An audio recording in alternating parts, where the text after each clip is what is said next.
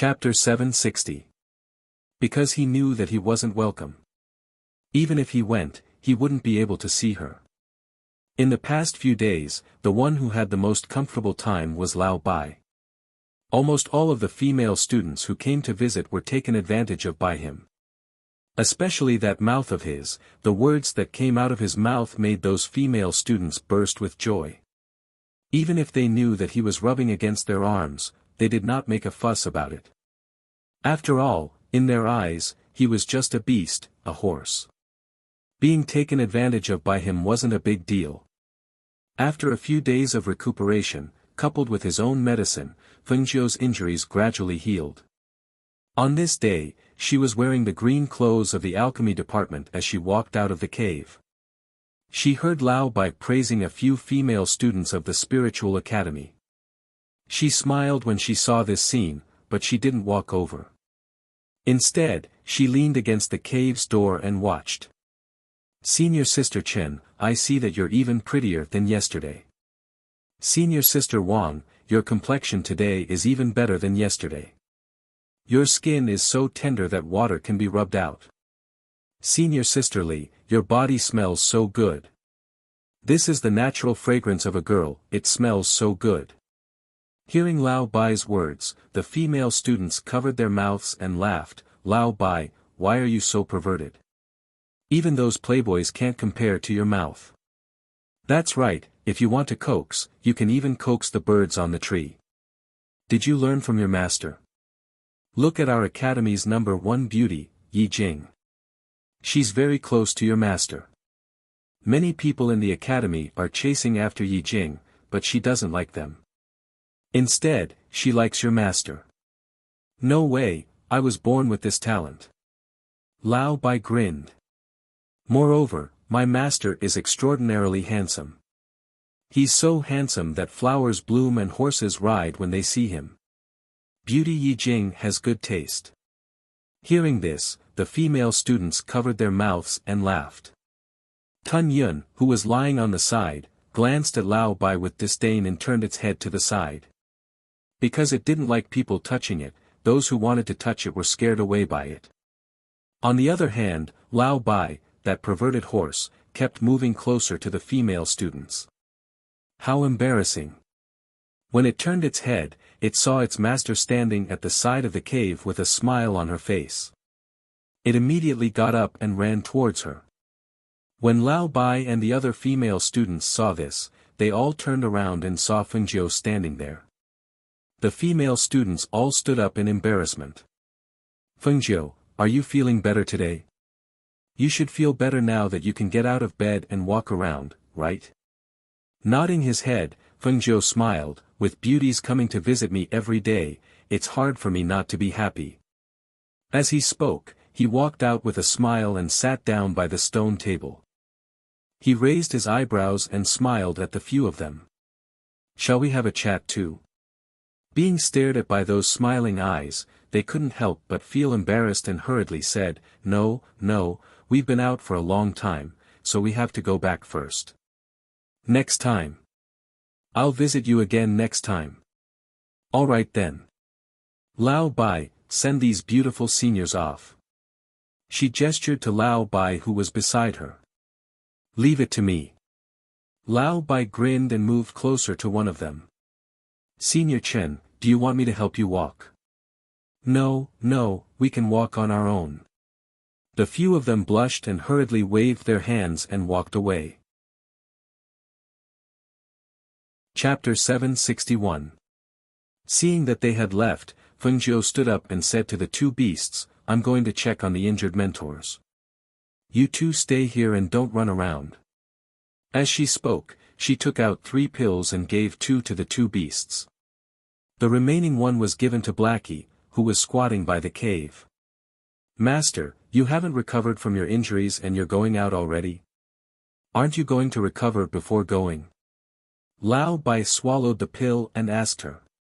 In order to save me, those mentors fought against nascent soul cultivators and were injured. It's one thing to be bedridden, but they're much better now. How can I not go and take a look? She threw out the rainbow glazed feather and sat on it. Instead of going to the teaching area, she went to the main peak where the dean and the vice dean were. Dressed in green, a figure sat on the seven-colored glazed feather.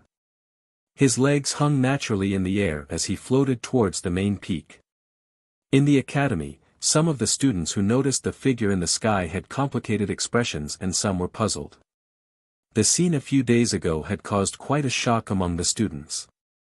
After all, they had never seen a situation where the entire academy's combat power was gathered to save a student. Because of their doubts, they tried to ask around. However, they only knew that Fengjiu was from a ninth-ranked country. Even if their families wanted to investigate, they couldn't find any information about him in a short time. However, because of that scene, they faintly knew that Fengjiu's origin was not simple.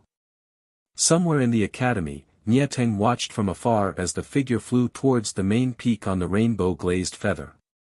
His gaze followed her until she disappeared from his sight.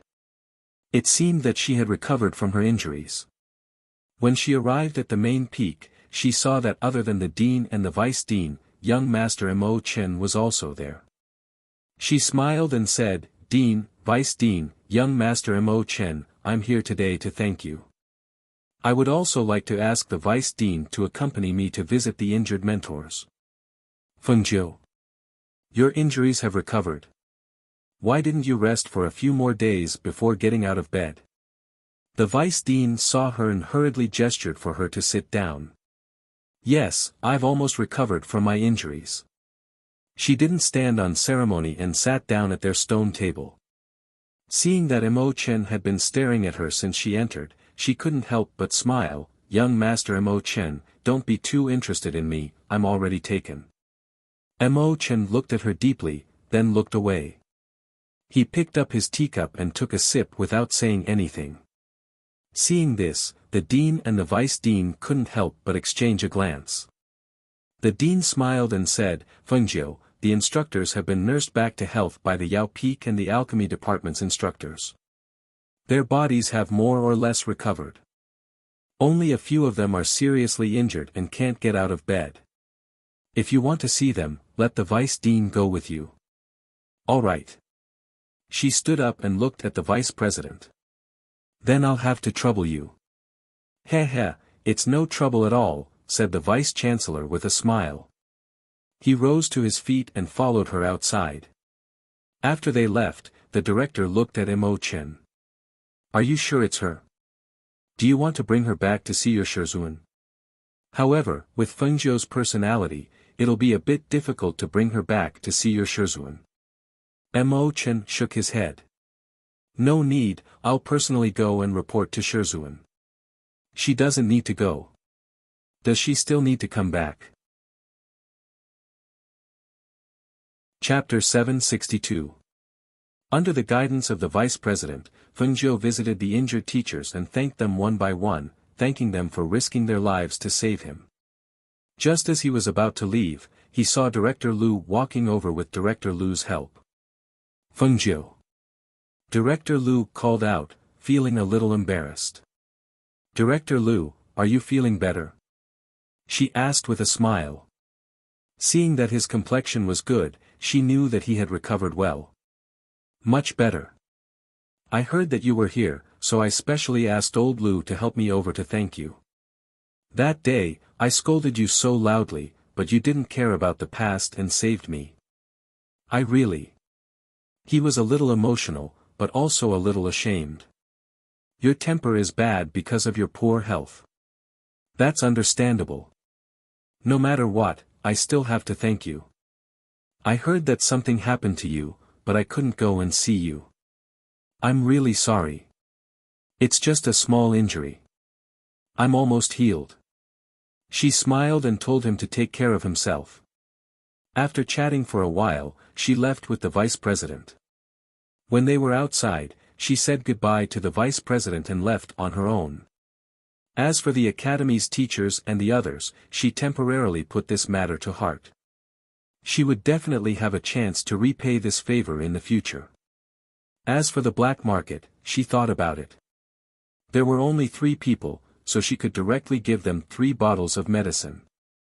It wasn't good to give out dozens of bottles of medicine at once, and it would definitely cause a stir. But for the black market, she could still give out 3 bottles. When she returned to the cave, she searched her space and found 3 bottles of medicine. In the evening, Guan Shilin came to see her and even brought her a basket of fruits. Xiao Jiu, look what I brought you. He smiled and sat down at the stone table with the basket. He threw one to each of the 3 beasties and shouted towards the cave. Feng Jiu walked out and smiled when he saw him. Brother, I wanted to ask Old Bai to look for you. So you came over. Oh. Why are you looking for me?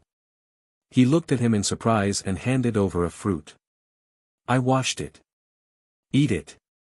Feng Jiu took it and asked, where did you get it? The academy doesn't have this. I used my connections to get it back. He smiled and sat down at the table. It's like this. The black market president and the others helped me that day. I want to give them some gifts as thanks. I want you to help me make a trip. Sure, no problem. But you have to give me the dean's warrant, or you won't be able to leave the academy.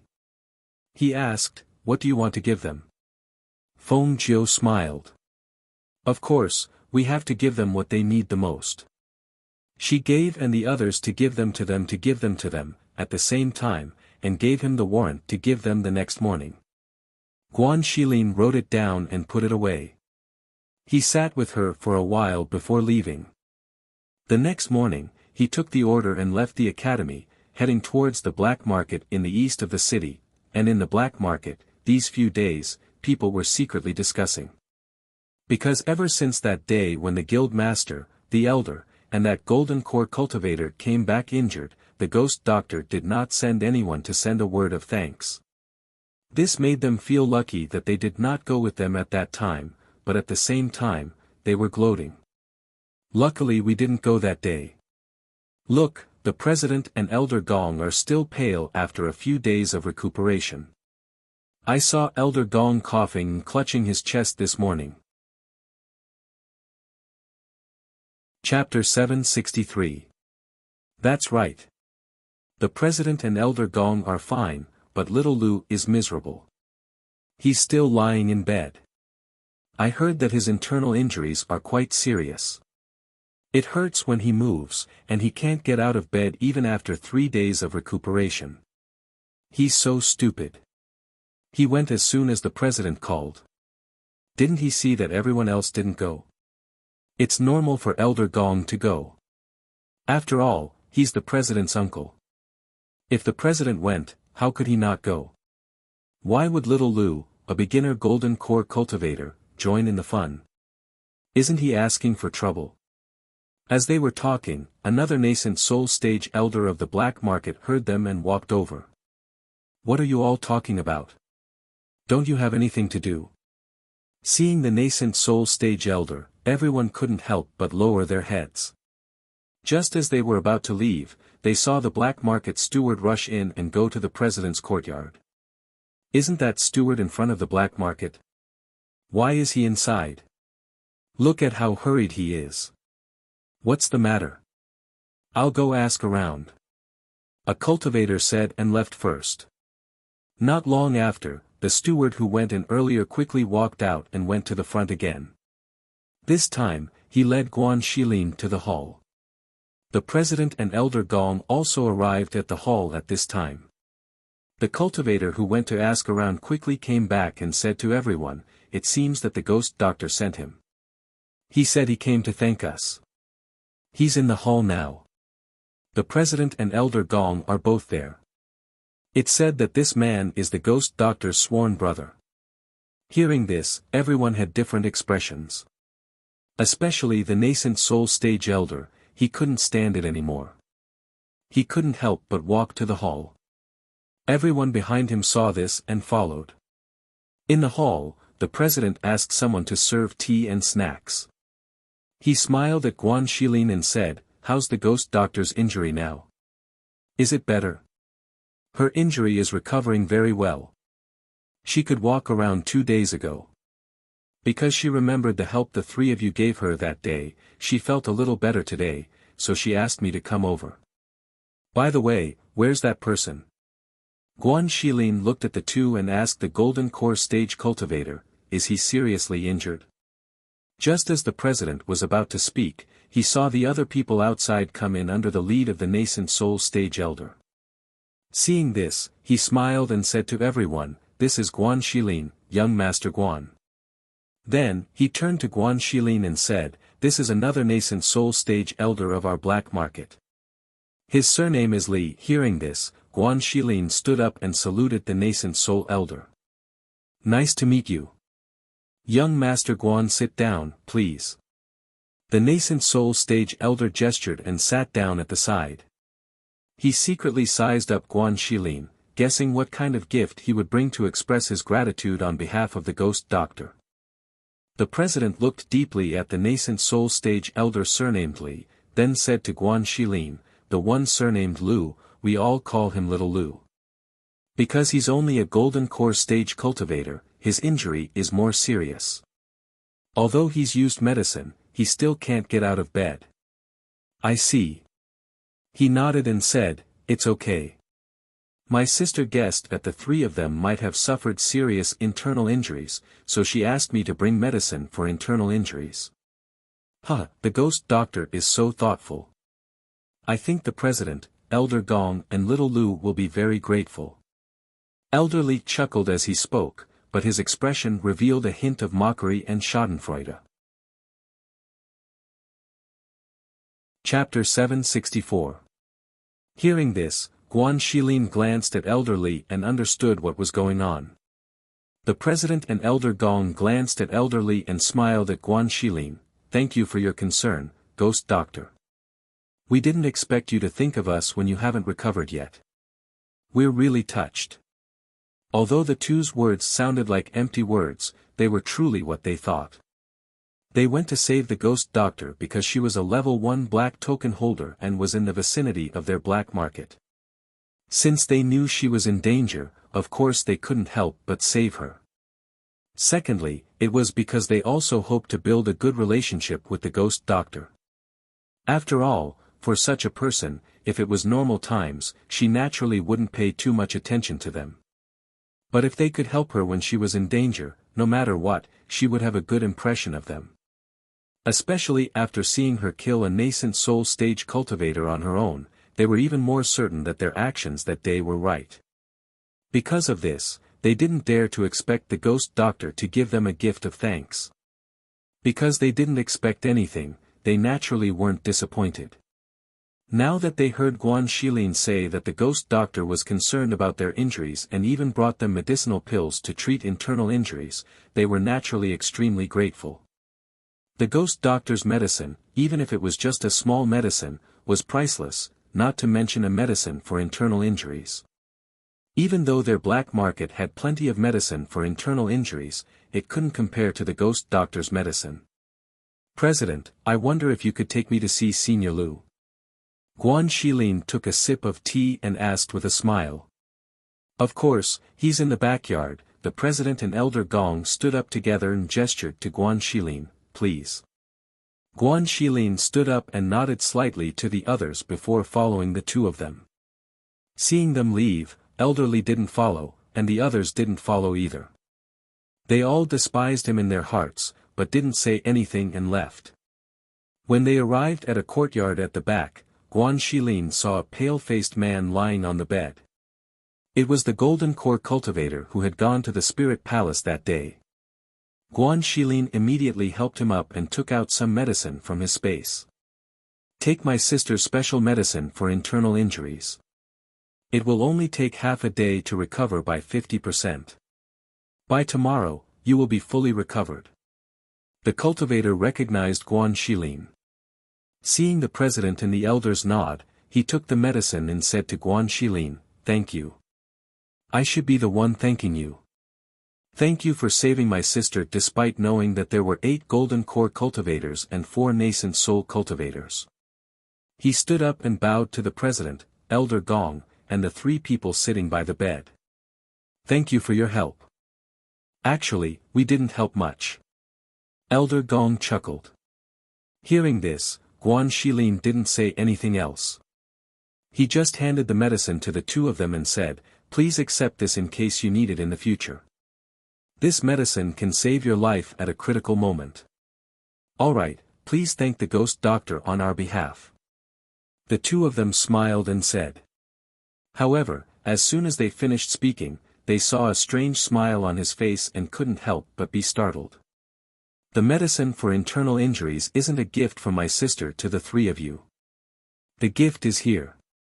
Guan Shilin said with a smile and took out 3 bottles of medicine. Chapter 765. This bottle is for the president. He's at the peak of the Golden Core realm. If he takes this bottle, he can break through the threshold of the peak of the Golden Core realm and become a nascent soul realm cultivator. As soon as Guan Shilin finished speaking, he saw the president's eyes widen in shock. He was so excited that his body trembled. This is the one that can help you advance. Yes, you are all core figures of the black market. Naturally, you know about the black market. Those who have a good relationship with my sister have all received this advancement medicine from her. As he spoke, he put a bottle of medicine in the president's hand. I know, of course I know. That's a priceless treasure. That's a treasure that everyone would fight over. I didn't expect that I actually have one too. I have hope of entering the nascent soul realm. The president was so excited that he couldn't control himself. God knows how long he had been stuck at the peak of the Golden Core realm. For so many years, he hadn't been able to break through.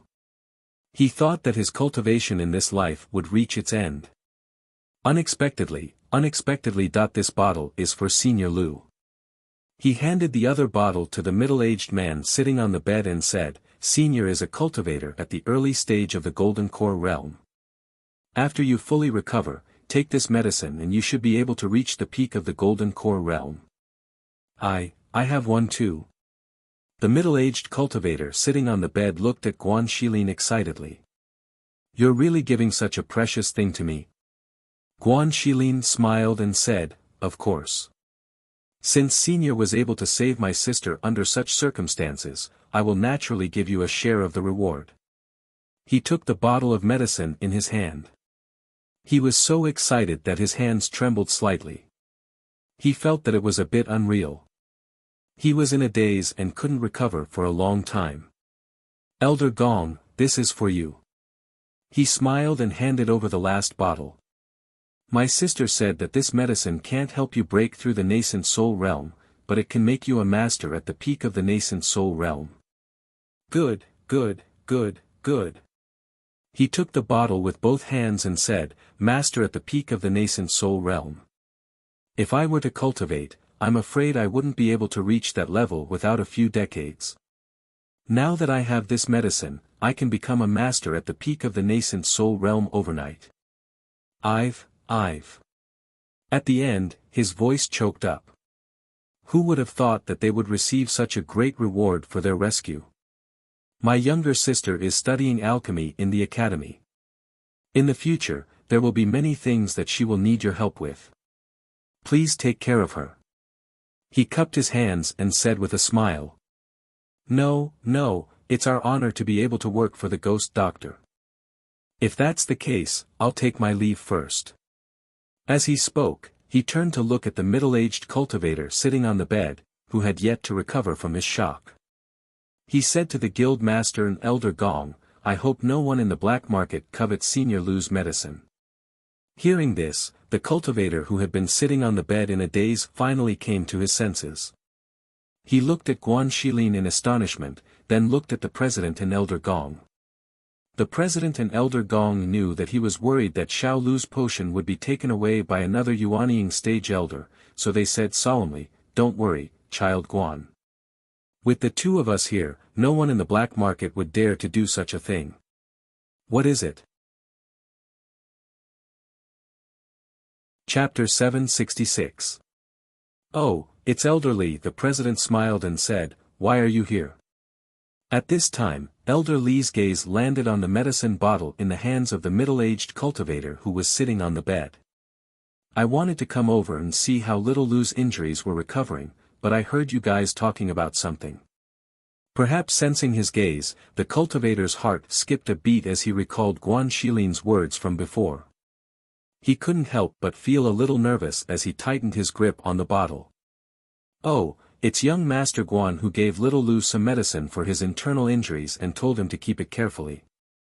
The president smiled and gestured, "Little Lu, why aren't you keeping the medicine?" "Yes." The middle-aged cultivator replied. He lowered his eyes and carefully put the medicine into his space. Hearing this, Elder Li secretly curled his lips. "It's just a bottle of medicine for internal injuries, what's so special about it?" He immediately said, "I just came over to take a look. Seeing that little Lu's complexion is recovering well, I'm relieved that he'll be able to get out of bed and walk around in a few days."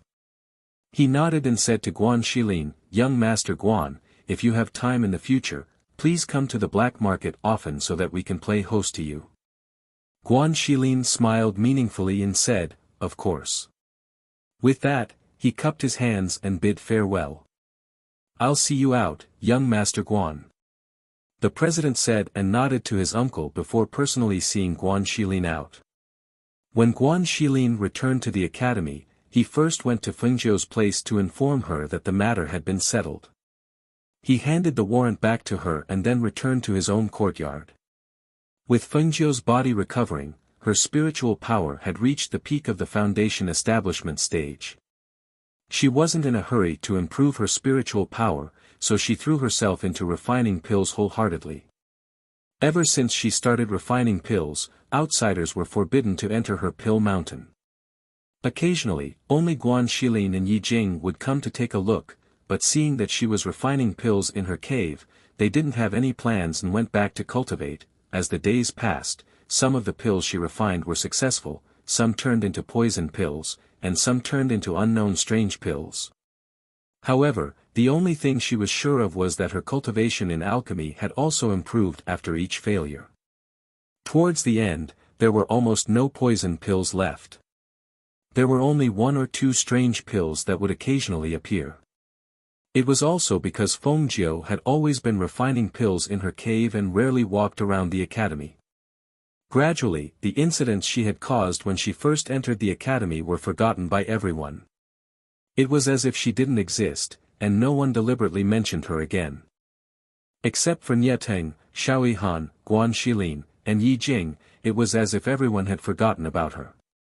She faded out of the sight of the students, and even her beasts were the same. They obediently guarded outside the cave and didn't wander outside. Until one day, when she was refining pills, she walked out with dirty clothes and muttered, "No more, I've used them all. If I don't have any more spiritual herbs, I'll have to exchange them with contribution points. However, I don't have many contribution points left. Sai, are you forcing me to go out and earn more?" Chapter 767. Isn't this Fengjiu? I haven't seen you around recently. At the mission office, a student greeted Fengjiu when he saw her. "I've been busy recently, so I haven't been out." Fengjiu replied with a smile and went to the mission board to take a look. From top to bottom, she didn't see any missions that gave her contribution points. "Fengjiu, are you here to earn contribution points again? The missions haven't been easy to complete recently, and the contribution points haven't been easy to earn." The student looked at the feather on Fengjiu's waist and his eyes flashed. "Yes, it's not easy. The contribution points are too little." She nodded and looked around for a while, but didn't see anything suitable. Finally, she sighed and walked away. Compared to those contribution points, she felt that it was more convenient to go out and buy things directly. Moreover, it was just spiritual herbs, not treasures that had to be exchanged for with contribution points. After making up her mind, she didn't return to her cave residence. Instead, she took out her space token and left the academy, heading towards the city.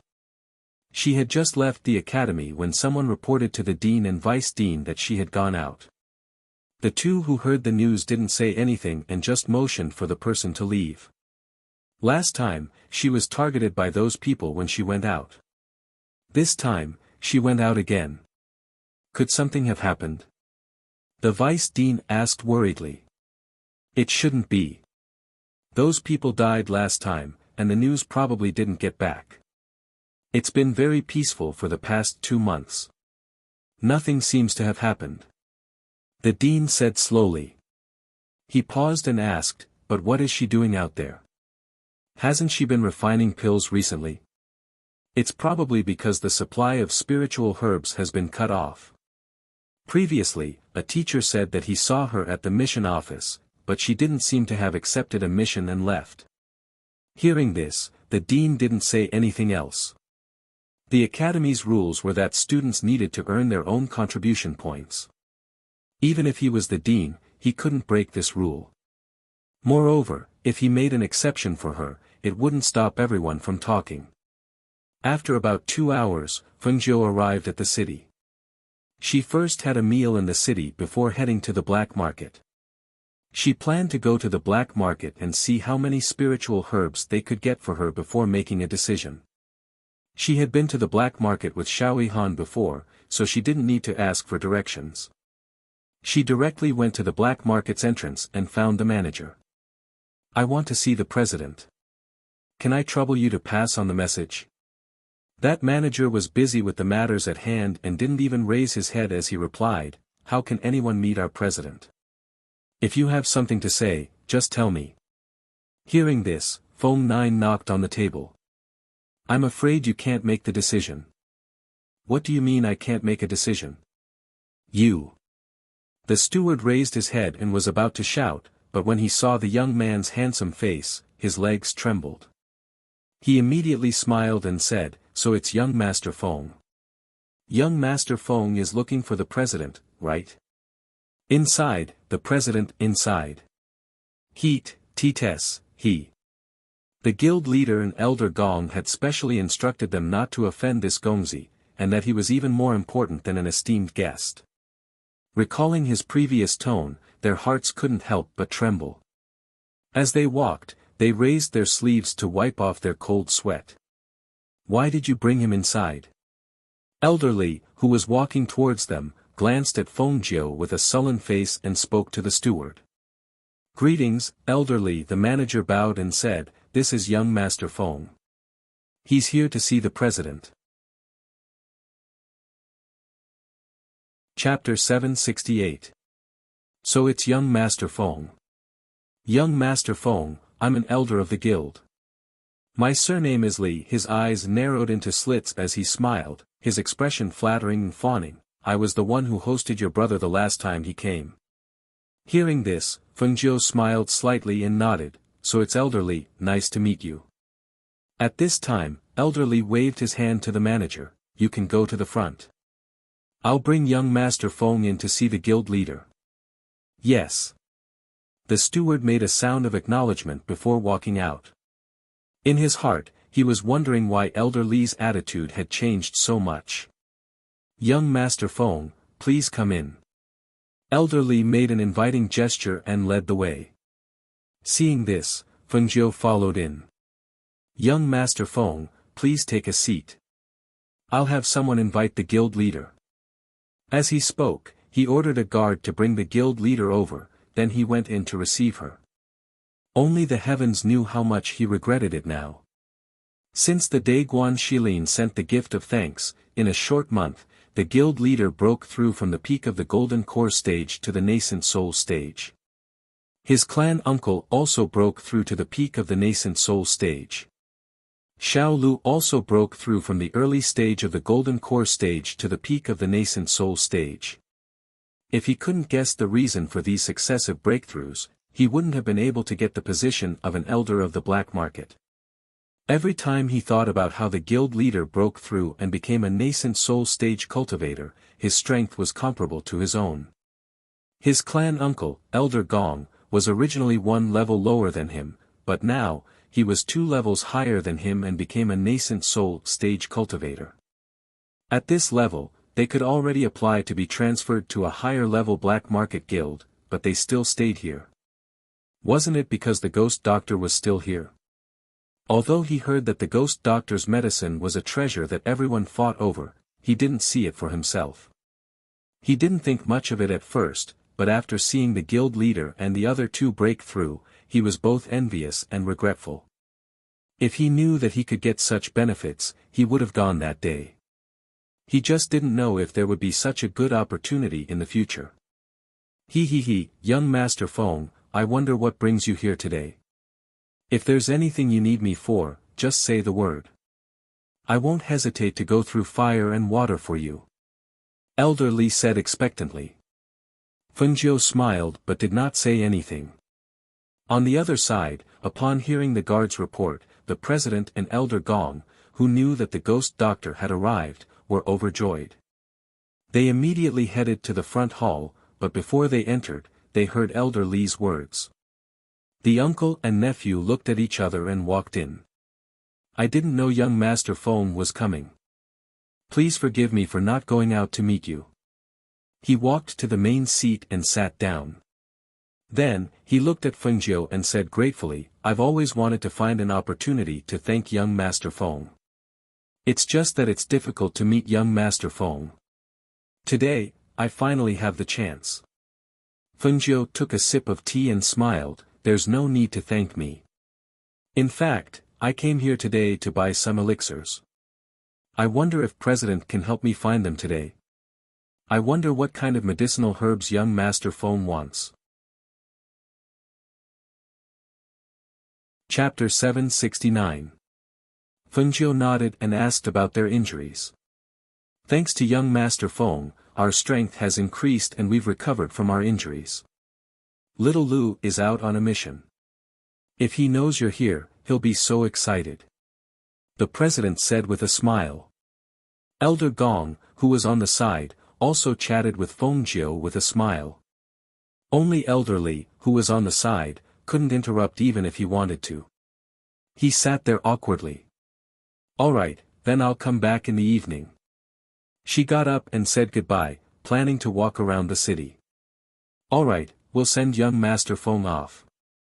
The president and Elder Gong said as they walked her out. She walked around the city and bought a lot of things. Just as she was about to go to the black market, she saw a treasure house not far away and walked towards it. Young master, what do you need? The shopkeeper asked with a smile. His gaze swept past Fengjiu's green robe and landed on the feather at his waist. Noticing the shopkeeper's gaze, Fengjiu didn't mind. After walking around, his gaze landed on something on the counter. He knocked on the counter and said, "Bring this up." The shopkeeper looked at the item on the counter and said, "All right, please wait a moment." As he spoke, he took out the item on the counter and placed it on a piece of cloth. He said, "This is a lingxi horn. There's one left. Young master, take a look." Fengjiu took a look and nodded, "I'll take it." Hearing this, the shopkeeper smiled and narrowed his eyes, "We have all kinds of things in our building, especially on the second floor. They're all treasures. If young master is interested, you can take a look." Hearing this, she nodded and walked up to the second floor. When she reached the second floor, she saw an open white robe. When she saw the white robe, she inexplicably thought of Mo Chen's heavenly silk robe that she washed and ruined. After thinking for a while, she pointed at the white robe and said, "I'll take that too. Young master really has good taste. This is a heavenly silk robe. It's warm in the winter and cool in the summer. It's as light as a feather. There's only one of it in our building." The shopkeeper said as he asked someone to take the robe down and fold it properly downstairs. After walking around, he didn't see anything else that caught his eye, so he asked the shopkeeper to pay the bill. After paying the bill, the shopkeeper even gave Fengjiu some trinkets as a bonus, hoping that he would come again next time. However, when he came downstairs, he saw two men and a woman surrounding the waiter and talking. When the waiter saw the shopkeeper come down, he hurriedly went forward and said, "Shopkeeper, this lady said that she took a fancy to the heavenly silkworm robe and refused to let me pack it up. Hearing that, the shopkeeper looked at the three people. He didn't recognize the two behind them, but he recognized the woman. He smiled and said, "So it's the young miss of the He family." "Shopkeeper, I took a fancy to the heavenly silkworm robe before, but I didn't have enough money on me, so I went back to get it." "How could you just turn around and sell it to someone else?" The woman stared at the shopkeeper with slight anger. He, young miss please calm down. You didn't tell me to keep it, and you didn't pay a deposit. Naturally, I didn't know that young miss wanted it. Coincidentally, this young master also took a fancy to it. Then did he pay the bill?" "He did," the shopkeeper said with a smile. He walked up and personally wrapped up the robe, then handed it to Fengjiu along with the rhinoceros horn. Fengjiu smiled. When he was about to put it away, the woman stopped him. Chapter 770. Upon hearing this, the girl seemed to have just noticed that her hand was pressing on the young man's hand. She quickly retracted her hand and looked at Fengjiu, asking, "Sell me this robe. This is what I saw this morning." "I'm sorry, I want to give it away. I'm not selling it." She smiled and kept the robe. At the same time, the two men behind her who had been silent all this while silently sized up Fengjiu. Seeing that he was wearing the School of Stars and Clouds uniform and the rainbow-glazed feather at his waist, their gazes couldn't help but waver. Just as the girl was about to speak, one of them stopped her. "Little sister, since this young master is buying it, let's find another one. There's no need to make a fuss over a robe." Hearing this, Fengjiu glanced at the man and smiled. He was about to walk out when he was stopped by the man. "Young master, please wait." The man walked forward and clasped his hands in greeting, asking, "May I ask if you are Fengjiu from the alchemy department?" "I don't think I know you." Fengjiu glanced at him and said. You don't know me, but I've heard of you. As a new student, you're not only a popular figure among the new students, but you're even more popular than the top 10 students. I've always wanted to make friends with you, but I never had the chance. Why don't I be the host and treat you to a drink at the restaurant in front?" At this point, he seemed to remember something and said, "I forgot to introduce myself. My surname is He, and I'm a disciple of the He clan, one of the 8 great clans in Star Cloud City. No, I have something to do. I can't stay for long." He waved his hand and took a step forward. The girl angrily blocked his way. "How can you be so ungrateful? My brother wants to treat you because he thinks highly of you." "You." She glared at him angrily, but when she met the young man's deep, bottomless eyes, she couldn't bring herself to say the rest of her words. "Miss, please make way." Fengjiu's voice was gentle and indifferent. A smile appeared on his lips, but it didn't reach his eyes. Seeing this, the man immediately pulled the woman aside. "Little sister, don't be rude," he growled. Just as he was about to speak, Fengjiu had already walked out. Not long after, he disappeared into the crowd. "Brother, why are you being so courteous? That person really doesn't know how to appreciate favors. Furthermore, he even bought my heavenly silkworm robe." She stomped her foot angrily. The man on the other side was also a disciple of the 8 great clans. At this moment, he walked up and said to the woman, "This person is not simple. Even if you can't befriend him, you can't provoke him. I don't see anything special about him." The woman pursed her lips and said. 2 months ago, the principal of the School of Stars and Clouds and the other instructors went to rescue the person called Fengjiu. Our clan only found out that he came from a 9th-ranked country, and the other clues were cut off. In short, it's best not to provoke this person," the man said as he took the lead and walked out. "Did you hear that? Avoid him if you see him in the future." The man surnamed he also instructed before following the people in front of him out. "Humph." The woman stomped her foot and harumphed. She turned around and glared at the shopkeeper, who was standing at the side, before running off with the people in front of her. Chapter 771. When she arrived at the black market, the president and Elder Gong were already waiting there. Elderly was also with them. Seeing Elderly, Fengjiu couldn't help but want to laugh. Although she knew that her medicine was a treasure that cultivators would fight over, she didn't expect that Elderly, who had lived for so long, would actually be so clingy. She did have medicine, but she wouldn't give it out so casually. If he wanted her things, it was impossible. Young Master Feng, the things you wanted have been prepared. They're all in here. The president said and handed over a spatial ring. Fengjiu raised her eyebrows. This is a spatial magic tool. Hee, an unremarkable little thing. Just take it as a gift for young Master Feng to play with. Compared to her helping them advance, this spatial ring was really not worth mentioning. Hearing this, Fengjiu nodded. All right, then I'll accept it. Let's settle the bill. Thus, the president brought her to the back to settle the bill. Because it was something she wanted, those spiritual herbs could be said to be given to her at their original price. The price was much lower than outside. For this kind of small favor, he would give it to her in passing. Young Master Feng, I had someone prepare a banquet. I want to invite young Master Feng to a meal. No, it's getting late. I have to rush back before the sky turns dark. Next time. Next time, even if you don't treat me, I'll make you treat me. She smiled, put away the things, and bid farewell. Seeing this, the president and Elder Gong didn't urge her to stay. They just nodded and sent her out of the black market. Elderly wanted to speak a few times, but because the president and Elder Gong were present, he was too embarrassed to speak. In the end, he could only watch her leave. After returning to the academy, Fengjiu buried herself in pill refining again. If she encountered something she didn't understand, she would ask the two alchemists.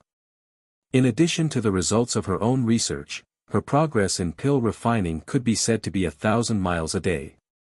After another month, her pill refining room finally quieted down. After taking a bath, she walked out of the cave, feeling refreshed. After a few months of research, he had almost grasped the Tao of alchemy. Recently, he had refined a lot of pills, but he had never tried them out, nor had he taken them out to sell. Now, it was time to take a break.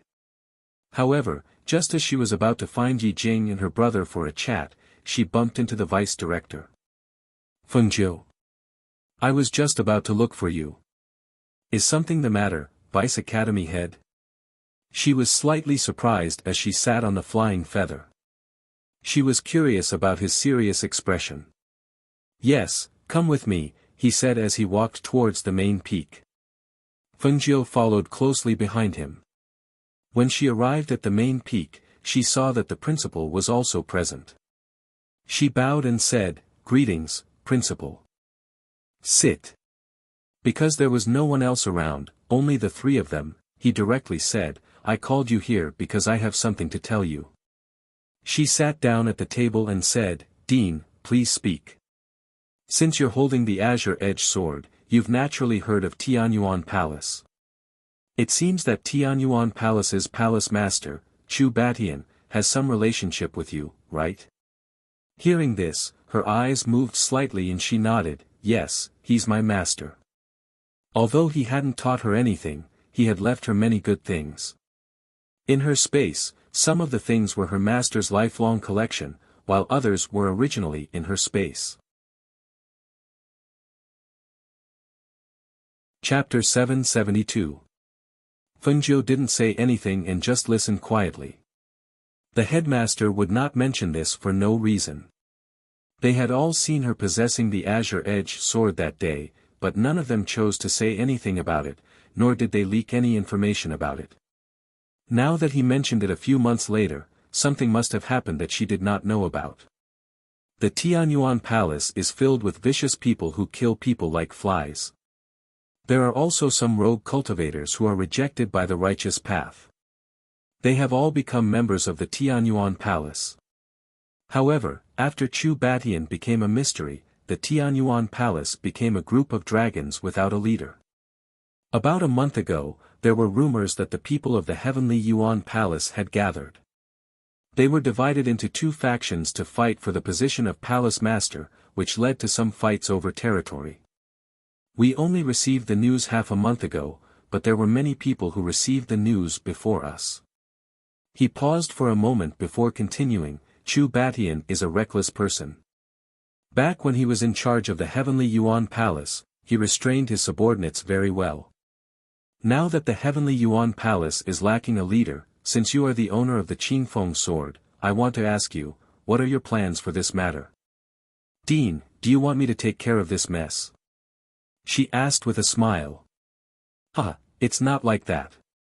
The Tianyuan Palace is a great power.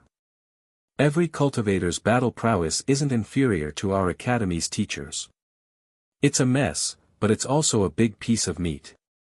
I'm worried that after a long time, this piece of meat will be targeted by other powers and taken for themselves. When that time comes, it will inevitably lead to uncontrollable trouble. I promised my master that I would reorganize the Tianyuan Palace. However, I know very little about the Tianyuan Palace. I didn't expect that there would be two powers fighting in the dark. She smiled and said, I will definitely take over, but I need to ask the dean for someone. Someone? Who? The dean was startled. Even the vice dean was surprised. Protector Xianghua. Her eyes flickered as she uttered these four words. Protector Xianghua. The two of them were startled and said, we don't know this person. How can you ask us for him? Fengjiu smiled and said, it's all right, as long as I know him. She smiled and stood up, saying, I'll leave first, go back and prepare well. She took a step out, but suddenly stopped and walked back. Dean, I haven't seen that fairy-like Imo-chan lately. Hearing this, the two of them were startled. He went back because he had something to do. He'll be back in a while. Oh, so that's how it is. I have something here. I'll have to trouble you to pass it to him. Just say that it's my compensation. As she spoke, she took out the wrapped heavenly silkworm garment from her space and placed it on the table. All right.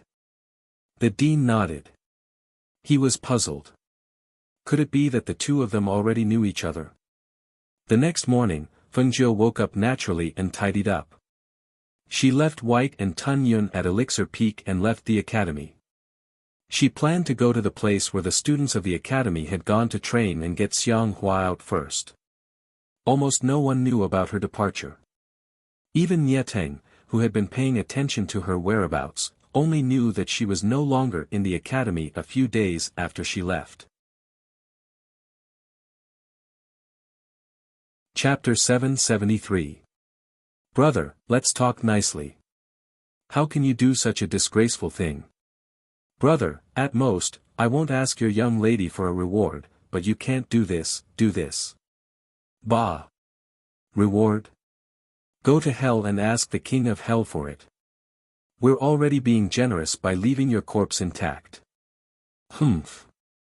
If it were young master today, your blood would have splattered everywhere. Brother, I don't want any reward, okay? Just let me go. Just treat it as doing a good deed. Let you go. Don't worry, I'll let you go. Fengjiu, who was not far away, leaped lightly and landed on a tree to watch. She saw that the two burly men were digging a hole in the forest. One of them even jumped in to test the depth of the hole. Finally, he came out and placed a young man in green beside him into the hole. Then, he began to fill the hole with soil. Buried alive? She raised her eyebrows. She felt that the disheveled young man looked somewhat familiar. Brother, let's talk about it.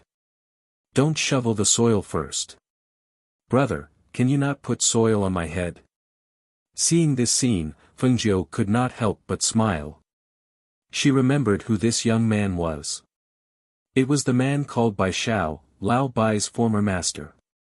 However, she did not expect to meet him again after so long. She casually plucked 2 leaves and shot them with spiritual power from her fingers. They hit the 2 burly men on their wrists. They cried out in pain and clutched their wrists as they looked around and shouted. Who? Who is it? Come out. You're burying my friend. Fengjiu crossed her arms and leaned on a tree branch. She looked at Bai Xiao, who was half buried in the soil, and smiled at him. Long time no see, Bai Xiao. You've made yourself look so pathetic. Kid. How dare you use a hidden weapon to hurt people? One of them saw that it was a young man and immediately scolded him. I think you don't want to live anymore. Fengjiu plucked 2 more leaves and said, Are you sure you don't want to leave? This time, my 2 leaves won't be aimed at your wrists. When the other person saw this, he looked down and saw that it was really a leaf that had hurt them. He was shocked and quickly pulled the person next to him away, but Fengjiu stopped him. Wait a minute. Didn't you say you wanted us to leave? We were just following orders. We didn't want to bury your friend. The 2 of them were shocked. Their legs were trembling and their faces were pale. To be able to use a leaf as a hidden weapon, how high was his cultivation? In any case, the 2 of them couldn't use the leaves as hidden weapons. They weren't a match for this young man. Pull him up before we go. She gestured with her chin. Oh, yes, yes, yes. The 2 of them hurriedly responded and used their uninjured hands to pull up Bai Xiao, who was half buried in the sand, before running away as if they were being chased by some poisonous snake or ferocious beast. You're Fengjiu. Bai Xiao hesitated before calling out Fengjiu's name. Yes, it seems like you still remember me. She nodded and smiled. Bai Xiao, what happened to you? How did you get yourself into such a sorry state? As she spoke, she untied the ropes on his body. Ah, it's a long story. Chapter 774. Old Bai. It's a long story. She smiled and shook her head. She looked at the dirt on his body and said, There's a stream not far ahead. Do you want to take a bath? Change your clothes. That's a good idea. We can talk after I've washed up. It's really rude of me to be like this. He was a little embarrassed. He followed the direction Fengjiu had pointed out and found the stream. He quickly took off his clothes and jumped into the stream to take a bath. Fengjiu did not follow him. Instead, he caught a pheasant and roasted it while he was bathing. It smells so good. Fengjiu, I've been hungry for an entire day. They haven't given me any food. He changed his clothes and his hair was still dripping with water.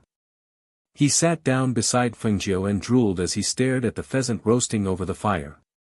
Come, have some wine first. She took out a small jar of wine from her space and poured him half a bowl. It's enough, it's enough. He held the bowl with both hands. I don't really know how to drink. If you don't know how to drink, then you can't drink on an empty stomach. How about this? Wait a moment, this pheasant is almost done. She smiled and began to add some seasonings. She asked, Why are you always wandering around whenever I see you? Where are you going? I don't want to go anywhere. I was just chased out by my family. They told me to come out and gain experience. But I kept running into obstacles. He held the wine in both hands and stared at the pheasant as he spoke. He told her everything that had happened to him in the past few days. Oh. You're from a family of beastmasters. She was slightly surprised, but immediately understood. That's right. If he wasn't from that family, he wouldn't have been able to get a strange horse like old Bai. Yes, but it's useless. I'm not good at martial arts, so I only know how to tame beasts. But sometimes, accidents happen when it comes to taming beasts. For example, I can't tame a strange horse like Old White. For example, the pet beast of the young lady just now, for some reason, it jumped around and scratched its master's new clothes. It even scratched the back of its master's hand until it bled. Fengjiu cut a chicken leg with a knife and gave it to him. In other words, you have nowhere to go now. Well, my family won't let me go back. They want me to make a name for myself outside. However, making a name for myself is too difficult. I'm afraid that I'll lose my little life. He swallowed his saliva and took the drumstick. Because it was slightly hot and he used a leaf as a cushion to keep it warm, he took a bite. The rich aroma of the meat spread in his mouth, making his eyes turn red. Fengjiu, you treat me too well. You don't know, that family asked me to tame beasts, but they gave me vegetables and steamed buns to eat every day. I was so hungry that I lost a lot of weight. Yesterday, they didn't give me any food, and today, they caught me and buried me alive. They really went too far. Do you really know how to tame beasts? She was also very doubtful. After all, when they first met, he was thrown off the back of a horse by Lao Bai. Of course I can, it's just that there are some accidents occasionally, but I really know how to tame beasts, really. As if afraid that he wouldn't believe him, he emphasized again. Since you have nowhere to go, do you want to come with me? She was like a big wolf with a big tail, smiling innocently. The place I'm going to this time has many beasts. You can use it to practice. How about it? Do you want to come? Hearing this, he didn't immediately agree. Instead, he looked at her with a serious face and asked, if you see me being chased by a beast and have nowhere to run, will you save me? Chapter 775. Just like that, what was originally a one-person journey became a two-person journey. Fengjiu led him to sit on Flying Feather as they headed towards the training forest. On the way, she told him about Senior White. One day later, in the morning, the two of them arrived at the boundary of the forest. Looking at the forest, she couldn't help but think about how she had escaped here. After escaping from the Hall of Hell, she didn't know how long she had walked and how many mountains she had crossed before she reached this place. Thinking about how she had been caught by the uncle in the end, she couldn't help but shake her head. Everything was fated. As long as it was fated, no matter how they avoided or escaped, they would still bump into each other, and they would still walk together. Fengjiu, there's a boundary here. We can't go in. Why don't we go somewhere else? This place looks really creepy. Bai Xiao looked at the stone tablet at the side that was engraved with the words, Important Training Ground, Boundary Protection, Vicious Villains, Ferocious Beasts Everywhere. Seeing those words, he couldn't help but want to retreat. What if he couldn't get out of such a dangerous place? We came here. Moreover, this place isn't a place where you can enter and leave as you wish. She smiled and waved the two white jade tokens in her hand. Other than ferocious beasts, there are also some villains caught by the three major sects and the school of stars and clouds. However, they can't get out without this thing. They can only be trapped inside and become a dangerous training ground for the three major sects and the school of stars and clouds. You said that the person you're looking for is also inside? You said that the people trapped here were all villains. There are exceptions to everything. Alright, let's not talk about it anymore. Let's go in. She put a hand on his shoulder and pushed him in without giving him a chance to hesitate. Their bodies seemed to pass through a layer of air. The air was slightly distorted and they were squeezed in. She was also a little curious about this boundary. After all, she had entered without a jade token the last time. Fengjiu, this place is eerie, and the presence gives me a very dangerous feeling. The man who had no power to protect himself nervously grabbed Fengjiu's red coat. He couldn't be blamed for being timid. Even though he came from a family of familiars, his familiars would always have people protecting them. Even in the extremely dangerous dire beast forest, he wasn't afraid, because he knew that if there was any danger, the people around him would definitely protect him from any harm. However, it was different here. Although Fengjiu was familiar with him, they had only met twice. Who knew if he would run away if he was in danger? Fengjiu didn't know what he thought of her. If he knew, he would have kicked him twice. Seeing Zhao Hai's pale face, Fengjiu couldn't help but chuckle. He patted Zhao Hai's shoulder and said, "You need to train your courage. Since we're looking for people, I'll help you train your courage. There's no need, right? I'm just a beast tamer, not a warrior. There's really no need." He waved his hand. However, how could he resist Fengjiu's persistence? Chapter 776. In the evening, Bai Xiao dragged an injured wild boar to a tree and shouted, "Fengjiu, look, the single-horned rhinoceros caught this for me. It's so big, it's enough for us to eat for several days after roasting. You handle it. I'll rest for a while." Fengjiu said lazily from the tree. They had been walking around in the forest for nearly a day, but other than encountering ferocious beasts, they hadn't seen any villains. This forest was so big that even if she sat on Flying Feather and walked around for 2 or 3 days, she probably wouldn't be able to finish exploring it. How was she going to find Xiang Hua in this forest? It was really a little troublesome. "Okay, then you rest for a while. I'll call you when it's done roasting," he said without looking up as he handled the wild boar. However, when he was about to start a fire, he realized that there weren't enough branches, so he planned to go around and pick some up. "I'll go and pick up some branches to use as firewood. I'll be back in a while," he said to Fengjiu as he walked forward.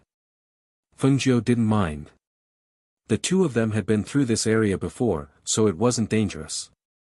However, when she glanced at his back and closed her eyes again, she heard a cry of surprise after a few breaths. She immediately opened her eyes and rushed toward the sound. When she arrived at where Bai Xiao was, she saw several burly men holding large swords to her neck. Her eyes couldn't help but flicker. "What are you doing?" She leaned against the tree and asked lightly. She didn't walk forward and just looked at the men with her arms crossed. "Kid, are you too new here?" a burly man asked in a rough voice. Her eyes flickered, and she nodded. "Yes, we just came in today." "Which group are you from? How did you get in?" The burly man was still asking, as if he was guessing the credibility of Fengjiu's words. "Which group are you from? Which group are you from when you come in?" She looked at the burly men with slight surprise. Judging by the strong smell of blood on them, they must have killed many people. "Of course, tell me your name and how did you get in? Speak." Hearing this, Fengjiu's lips curled up slightly. He played with a strand of his hair as he said, "Listen well, I am the handsome and extraordinarily handsome man known as the flower thief Jade-Faced Fox, who is known as the invincible flower thief in the world." Hearing the long name, the few ferocious-looking men were stunned. They looked at Fengjiu with a strange expression and curled their lips, saying, "To put it bluntly, he's just a lowly flower thief. But what about this guy?" He patted Bai Zhao's face and asked. That's about right. But I have a name, Jade-Faced Fox. That brat is my little brother," she said with a smile. "I don't care if you are a flower thief or a jade-faced fox. Once you enter this place, you will either die or surrender. Which one do you choose?" The burly man patted Bai Zhao's shoulder with the large knife in his hand, making a pang, pang, pang sound. He was so shocked that his face turned pale. "This doesn't mean I'll surrender to you guys, right?" She rubbed her chin and looked at them as she asked. "Heh, you don't know because you're new here. There are rules here. If you follow the boss, you'll have meat to eat. Even if you're trapped here, you'll definitely be able to get out one day and kill them all." "Oh, I see. Then of course we'll surrender. Who wouldn't want to suck up to someone powerful? Isn't that right?" she said with a smile, her gaze landing on the large knife resting on Bai Zhao's shoulder. Chapter 777. Hearing this, the burly man moved his saber away and said to the two of them, "Let's go." As he spoke, they surrounded Fengjiu and Bai Xiao in the middle to prevent them from escaping. "Wait," Fengjiu shouted. "Are you going back on your word?" The burly man glared at him fiercely. "Of course not. I was just thinking that since it's our first visit, we should at least bring some gifts for Big Brother, right?" She smiled and pointed to a place not far away. "There's a wild boar we hunted earlier over there. Let's carry it together." "Pfft, I didn't expect you to be so tactful." One of them sneered and strode over. Not long after, he carried the wild boar that Bai Xiao had hunted over. The few of them followed him all the way into the depths. On the way, Bai Xiao tugged at Fengjiu's sleeve and winked at him, asking what to do next. Seeing this, Fengjiu smiled disapprovingly. He lowered his voice and whispered in his ear, "Play it by ear. Don't be afraid." "What are the two of you chattering about?" Someone shouted from behind. "My little brother is timid. I was just telling him not to be afraid. Now that we're here, there's someone protecting us." Fengjiu turned around and smiled. His dazzling smile made the burly man mutter under his breath. He was indeed a flower picker. His face was even more beautiful than a woman's. Under their lead, the few of them went deeper into the depths of the forest and walked on the path that was covered with arrays. Her eyes flickered. There were a lot of talents here. The arrays here were ingenious. One after another, it was somewhat beyond her expectations. Who set up this array? It's so ingenious. Hey, I didn't expect you to have such good eyesight. You can see the ingenuity of this array at once. A burly man behind them grinned. This array was set up by Big Brother. It's because of this array that we can move around more freely. Moreover, those ferocious beasts can't do anything to us. Oh. I see. Then boss is the strongest person here? She asked. The average strength here is around Great Soul Master. There are also peak Great Soul Masters.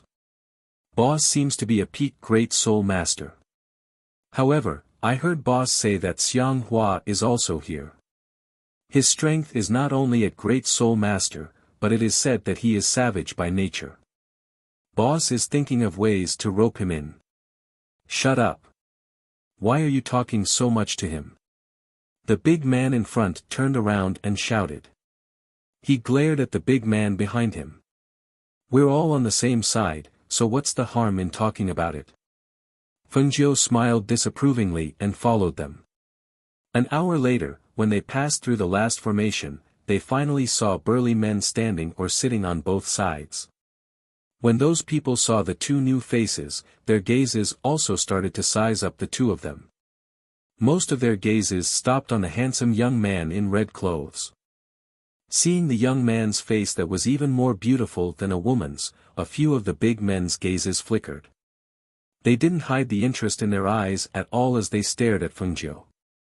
Deshan, where did these two brats come from? Where did you get them? A big man raised his chin and asked. Chapter 778. Let these two kids meet the boss. They look like weak chickens.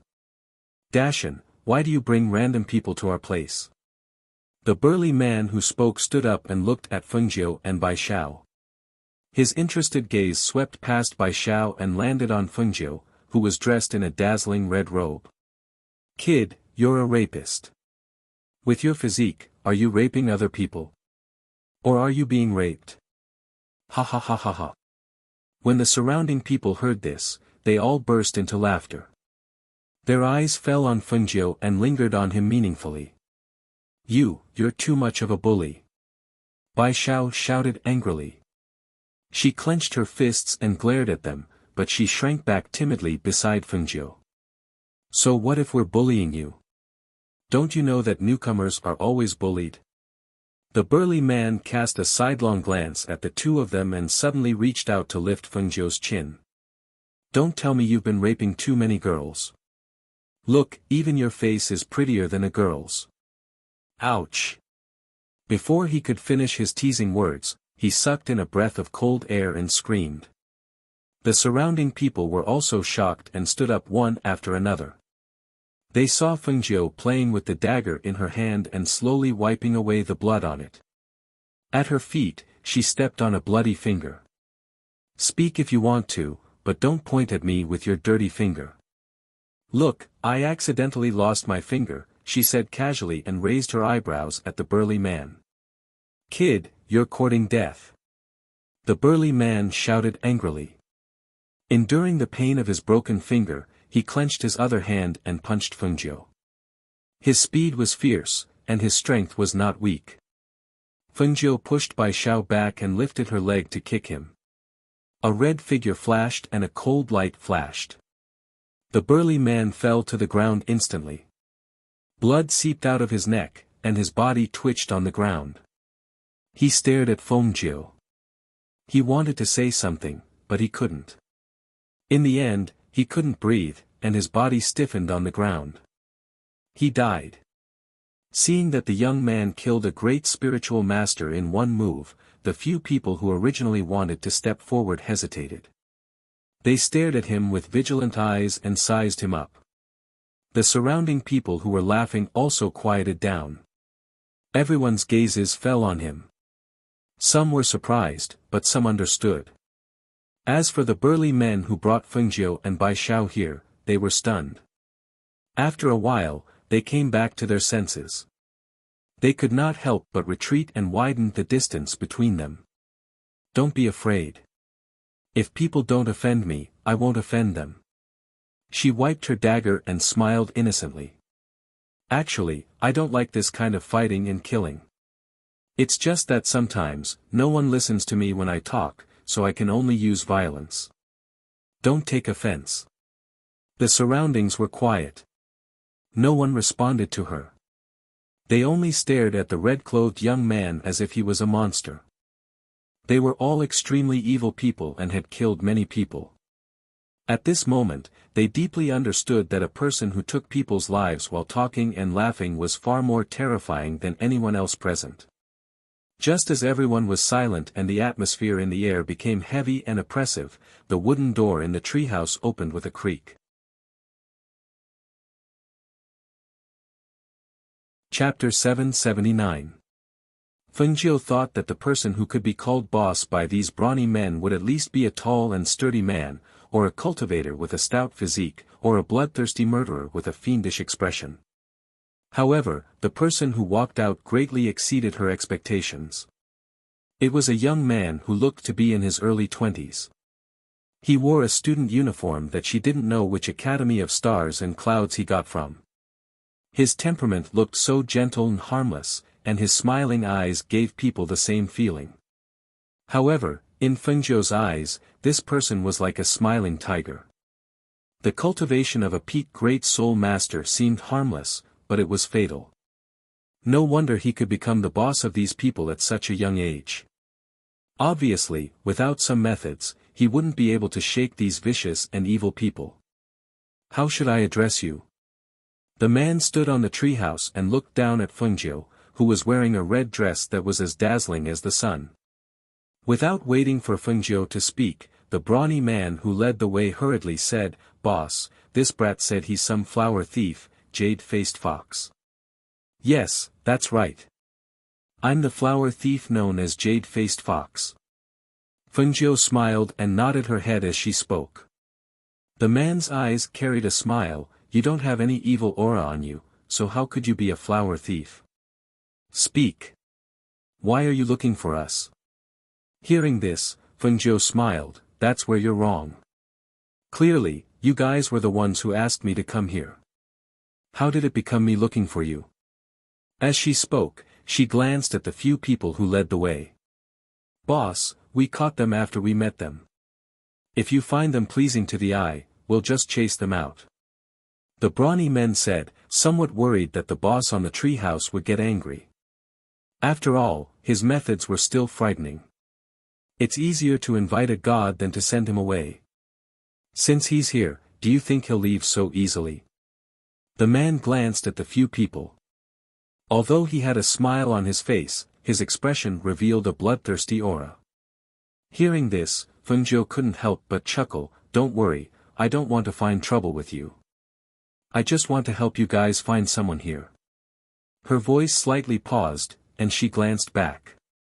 Her gaze fell on the wild boar. Look, I even brought you a gift of thanks.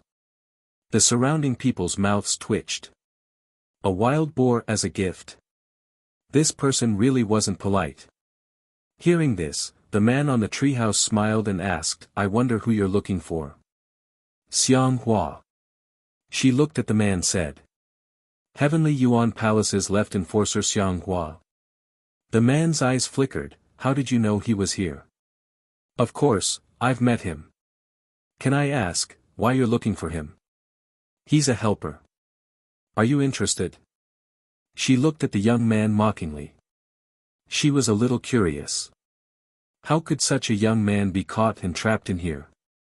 The man smiled and said, let Xiang Hua be your assistant. You're quite arrogant. He smiled and walked down from the treehouse, saying, we've been looking for Xiang Hua for some time, and we know where he stays in this forest. However, it's not that easy to catch him. If you're interested, you can come with us tomorrow to meet him. Of course. She nodded and said to the two brawny men beside her, roast that wild boar. Chapter 780. Before the burly man could finish his sentence, he saw a sharp dagger slit across his neck. He caught a glimpse of a cold glint from the corner of his eyes, causing his entire body to stiffen. He stared at the red-clothed youth in shock. I know that this is all about power. If you don't mind, can we have a spar? Her indifferent voice sounded so languid, without any lethality or danger. However, the people around her frowned as they pondered, their eyes filled with an unprecedented seriousness.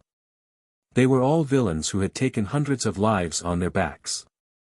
Some of them had even taken more than 100 lives. To them, death was not something to be afraid of. However, none of them were willing to fall into the hands of a youth whose background they did not even know. The burly man obviously understood this point. After he froze for a moment, he carried the wild boar to roast it expressionlessly. Why are you all staring at me? She raised her eyebrows and swept her gaze across the crowd. After her gaze swept past them, they either looked away or retracted their gazes. The man's gaze swept past the accessory on the young man's waist that was half covered by the young man's red robes. After that, he said, are you a student of the School of Stars and Clouds? To be able to obtain one of the 3 treasures of the Heavenly Nebula Tower, the rainbow-glazed feather, you are obviously not an ordinary person. You can recognize the treasure on my waist at one glance. Your eyes are not bad. Fengjiu laughed lightly. She sat down on a wooden stool beside a 4-legged wooden table made of wood. She took out some wine and 2 wine cups from her space. Drink? The man sat down beside the table while Bai Xiao stood behind Fengjiu.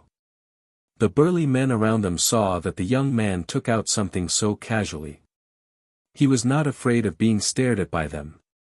They were all deep in thought. You don't look old. How did you get in? She poured a cup of wine and handed it over. I was caught by a few old things from Guiyi sect. He raised the cup and smelled the wine. I've been here for more than 2 years. This is the first time I've smelled wine like this. Fengjiu smiled. After taking a sip, she said, maybe you can consider it. If you follow me, you will have a good life. You have a way to get me out of here. His eyes flashed as he stared at the young man in front of him. Of course. So you're saying that you have a jade token that allows you to leave the academy? That's right. She replied with a smile. Then, she felt the men who were originally sitting down stand up one by one and stare at her like hungry tigers. She was not unfamiliar with that kind of ferocious gaze.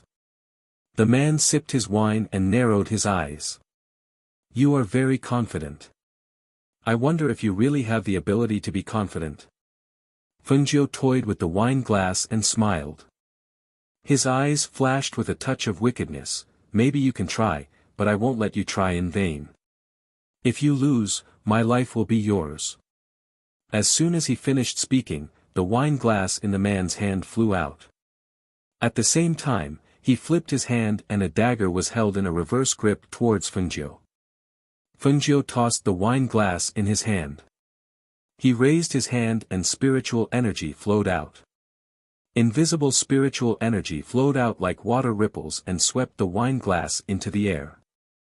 He reached out and grabbed the man's wrist that was holding the dagger and twisted it to the back. He easily parried the man's attack with his other hand. He raised his leg and kicked the man's calf. The man's knee hurt and fell forward. Chapter 781. Fengjiu flicked her other hand with spiritual power and caught the 2 wine cups without looking up. She gently placed them on the table. She stared at the man and said with a smile, "Your life is really worthless." The man stiffened slightly. His chin was slightly raised because of the dagger pressed against his throat. He looked up at the red-clothed youth who was smiling dazzlingly in front of him. Although his expression didn't show it, his heart was slightly shaken. He knew very well what kind of skills he had, but this youth's skills were actually above his. He subdued him with a raise of his hand, and the dagger pressed against his throat was his own. The burly men who stood up around them stared at the 2 of them with different expressions. Some of them originally wanted to attack, but when they saw the youth subduing their boss in a few moves, they all held back. They were all great spiritual masters. Seeing how the youth killed one of them in the blink of an eye and then subdued their boss, they already knew that his skills were definitely above that of a great spiritual master. However, above great spiritual masters were foundation establishment cultivators. Could it be that this youth was already a foundation establishment cultivator? Fengjiu withdrew her hand and sat down with a flick of her robe. Her slender white fingers tapped on the table. "Pour the wine." Bai Xiao, who was standing to the side, was startled. When he came back to his senses, he picked up the wine jar and was about to pour wine for her, but she stopped him. "I'm not talking to you. Go sit on the side." She waved her hand and indicated for him to sit down. Her gaze fell on the man who was kneeling on one knee in front of her. Bai Xiao was startled. He obediently put down the jar and sat down on the side. He stared at Fengjiu and suddenly felt that the aura that Fengjiu sometimes emitted was very intimidating. It made people involuntarily obey and not dare to disobey. He had only seen that kind of pressure and that kind of aura from his clan's ancestor. The man stared at Fengjiu for a while before standing up. He put away his dagger and walked forward to pick up the jar of wine and pour a cup for the youth. Seeing this scene, the surrounding men all frowned, but they didn't say anything. They only stared at them. They watched as the red-clothed young man sat at the table while their boss stood at the side. When the young man finished drinking the wine in his cup, he poured another cup for him. Until a voice sounded, everyone's gaze shifted to the source of the voice. "It's here, the roasted wild boar is ready." 2 burly men carried a whole roasted boar forward and placed it on a tree. After placing it on the table, the 2 men said to the man, "Boss, this wild boar is very tender. It was roasted by Big Mountain using a special method. The smell of the hind leg is more fragrant, but we know that you prefer light flavors." And ants. When the man heard this, he looked up and glanced at Fengjiu. Fengjiu was holding a glass of wine and drinking. His face was slightly red and there was a hint of blurriness in his eyes. It was as if he had drunk too much and didn't hear what the other 2 said. He finished his glass of wine and shouted for more wine. Bai Xiao tugged at Fengjiu's sleeve. "Don't drink too much. It won't be good if you get drunk." He looked at the burly men who were eyeing the 2 of them like wolves and tigers and felt a little worried. "Yes, I won't drink too much. The roasted meat is here." Come, come, let's cut 2 pieces and have a taste. Chapter 782. Let me cut it. Let me cut it. The 2 men who were carrying the roasted pig were waiting at the side. When they heard Feng Zhou's words, one of them stepped forward, picked up a knife, and cut 2 pieces of hind leg meat from the pig's hind leg. He carried the meat with a leaf and placed it in front of Feng Zhou and Bai Xiao. The hind leg is roasted very well. Try it. It's crispy on the outside and tender on the inside. It's very fresh. The burly man gestured for them to try the meat first. Bai Xiao looked at the roasted meat in front of her and couldn't help but swallow her saliva. She looked at Feng Zhou. Feng Zhou didn't look at them. He just looked at the roasted meat in front of him and said with a smile, "In that case, I'll try it first." As he spoke, he picked up the piece of hind leg meat wrapped in a leaf. When he was about to eat it, a pair of hands reached over and took the piece of meat away. Feng Zhou's eyes flickered. When he looked up, there was only confusion in his eyes. "What are you doing? Can't you cut it yourself if you want to eat it?" The man took away the 2 pieces of hind leg meat from Feng Zhou and Bai Xiao and moved them to the side. He picked up a knife and said, "The best part of this wild boar is the neck. The meat is very springy, fat, and juicy. Since you want to eat it, you have to eat this piece." As he spoke, he ignored the stares of the burly men. Instead, he cut 2 pieces of hind leg meat and placed them in front of the 2 men. "Try it." Feng Zhou took a bite and gestured to Bai Xiao. "Eat it. The taste is a little bland, but the texture is good." "Oh." Bai Xiao responded and picked up a piece to eat. As the sky darkened, Feng Zhou directly became the man who spoke here. He told them to prepare to look for Xianghua tomorrow morning. Then, he took Bai Xiao and occupied the treehouse as a place for them to rest. The treehouse was not big. Feng Zhou slept on the bed, and Bai Xiao could only find a random place to lie down and sleep. As for the people below, when they saw the 2 of them enter the treehouse, they retreated to the array formation outside. All of their gazes landed on the man. Some of them even questioned, "Boss, why didn't you kill those 2? That's right. If we let them eat the flesh of the hind leg, no matter how strong that red-clothed youth is, he will only become a soul under our hands.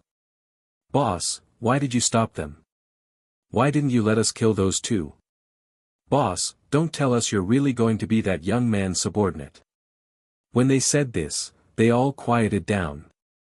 Pairs of eyes stared at him.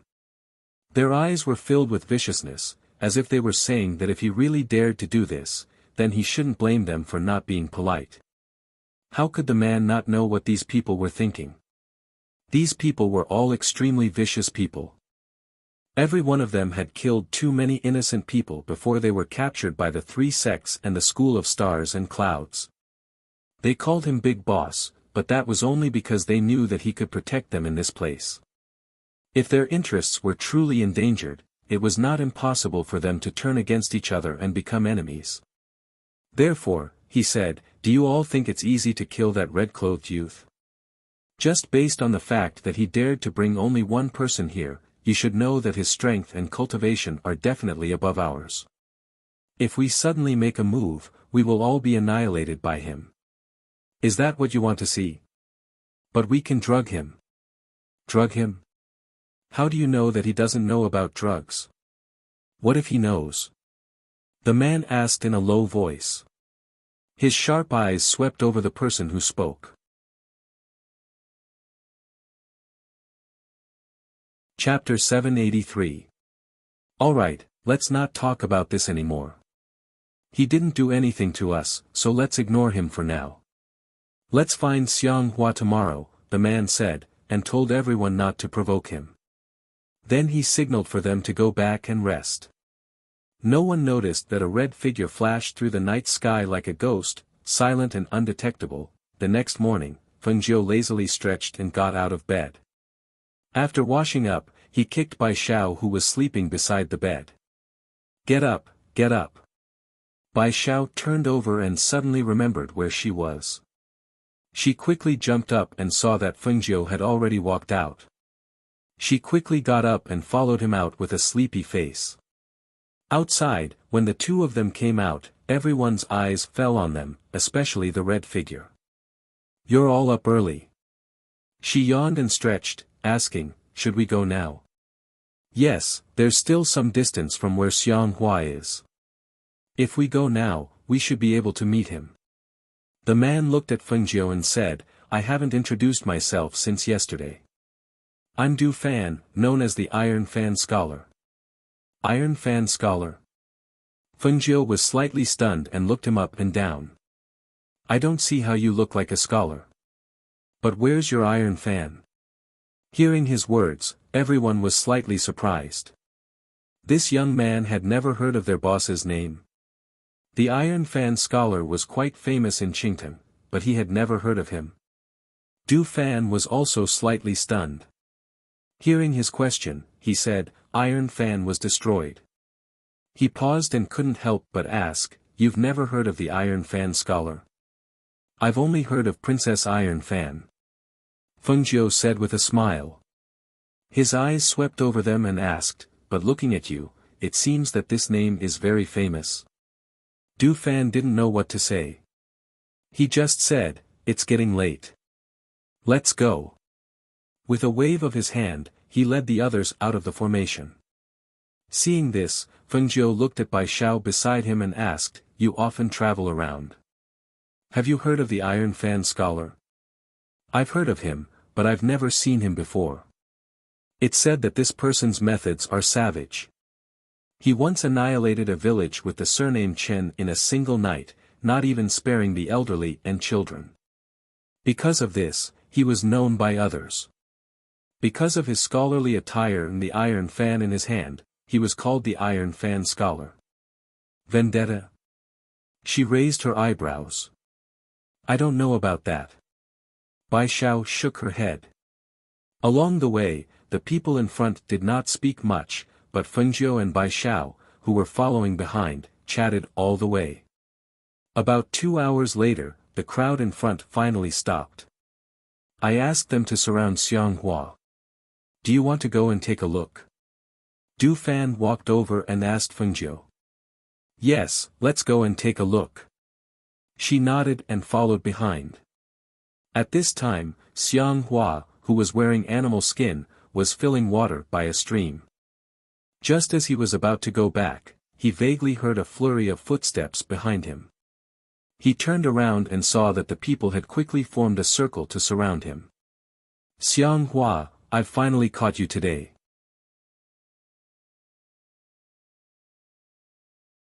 Chapter 784. "I've long heard that you're here, but I didn't expect it to be true," another brawny man said. "Xianghua, we're really enemies on a narrow road. Back then, I was beaten up by you and had to lie in bed for nearly a month before recovering. Now that you've fallen into my hands, how should I repay you?" Just as the crowd was about to beat him up, they heard Fengjiu's voice from behind them. "Repay what? Have you forgotten that this person is mine?" Fengjiu, who was dressed in red, walked out from the back. She walked past the crowd and arrived in front of Xianghua.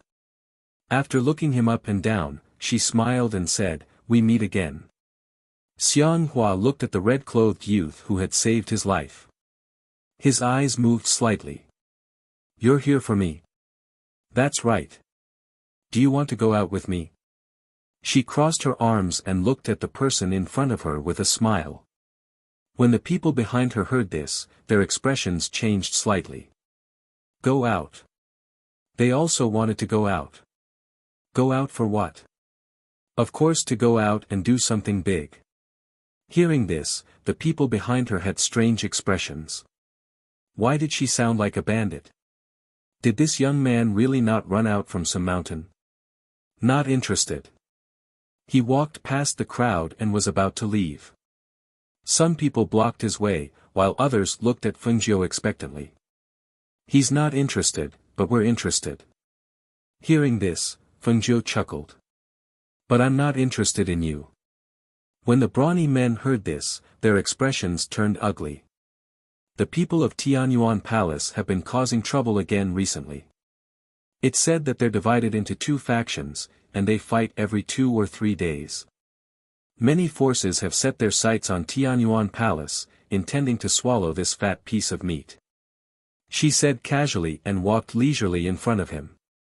I promised someone to reorganize Tianyuan Palace, so I had to take over. I came to you because you were once the left protector of Tianyuan Palace, so you're familiar with everything about Tianyuan Palace. You should be able to help me. You want to reorganize Tianyuan Palace?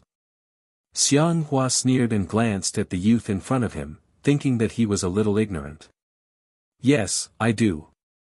She nodded and smiled. You don't believe me? Let's make a bet. Xiang Hua pursed his lips and stared at the youth, saying, right now, I am only a great spirit master cultivator. This kind of strength can't help you much. Isn't it just a damaged golden core that caused a cultivator's strength to drop to the level of a great spirit master? Don't worry, I'll be able to restore your golden core cultivation within 3 days. Fengjiu said disapprovingly. It was not difficult for her to help people improve their cultivation. What's more, Xiang Hua had a strong foundation. The decline in his cultivation was only because his golden elixir was damaged. As long as his golden elixir was repaired, his cultivation would naturally return. She spoke casually, but she didn't know that the people around her were shocked. A golden core cultivator who could recover his strength within 3 days. Is this for real?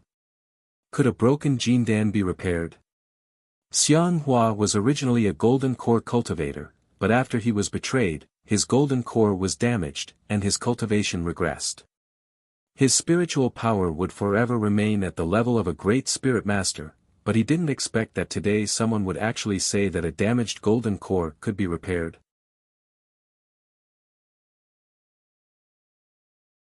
Chapter 785.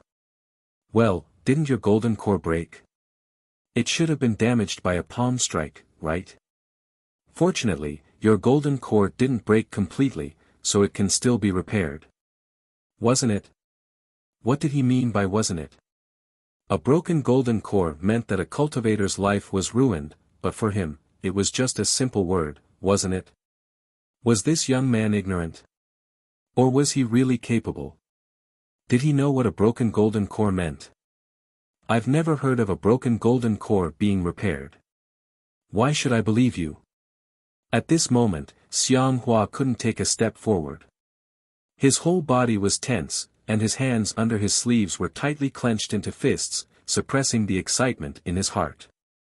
On the side, Du Fan also looked at the red-clothed young man in shock.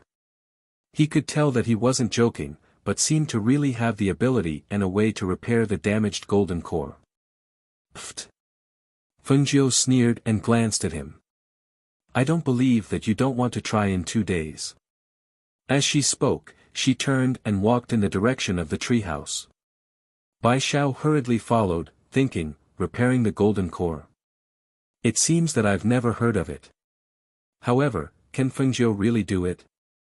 Looking at the young man who turned and walked away, Xiang Hua almost didn't hesitate to step forward and follow him.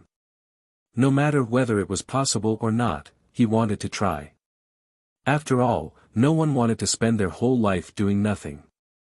The group of burly men looked at each other as they walked back. They whispered to each other, a broken gold core can be repaired. Why haven't I heard of it? That's right.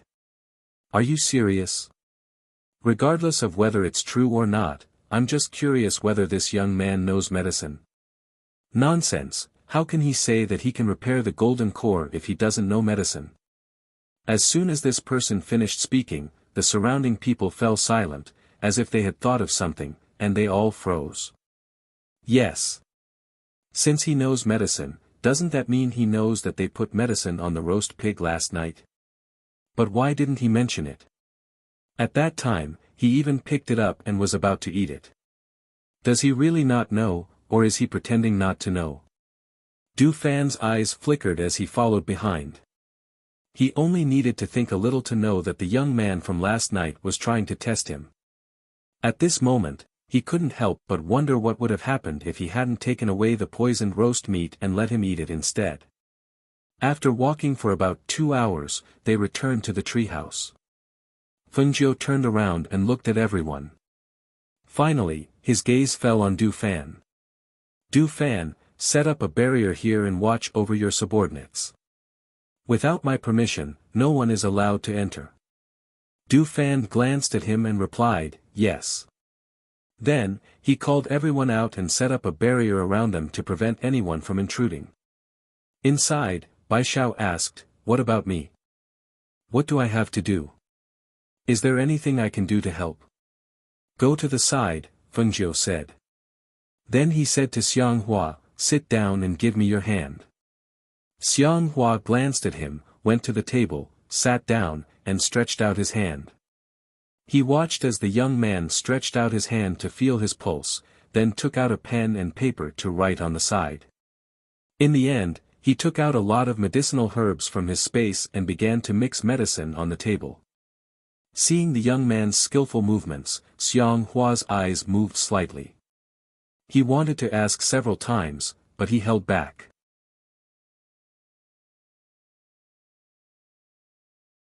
Chapter 786. Xiang Hua looked at the bottle of dark green liquid. His eyes moved slightly, but he still didn't say anything. He picked it up and drank it in one gulp. Go to the small bed in the treehouse and lie down.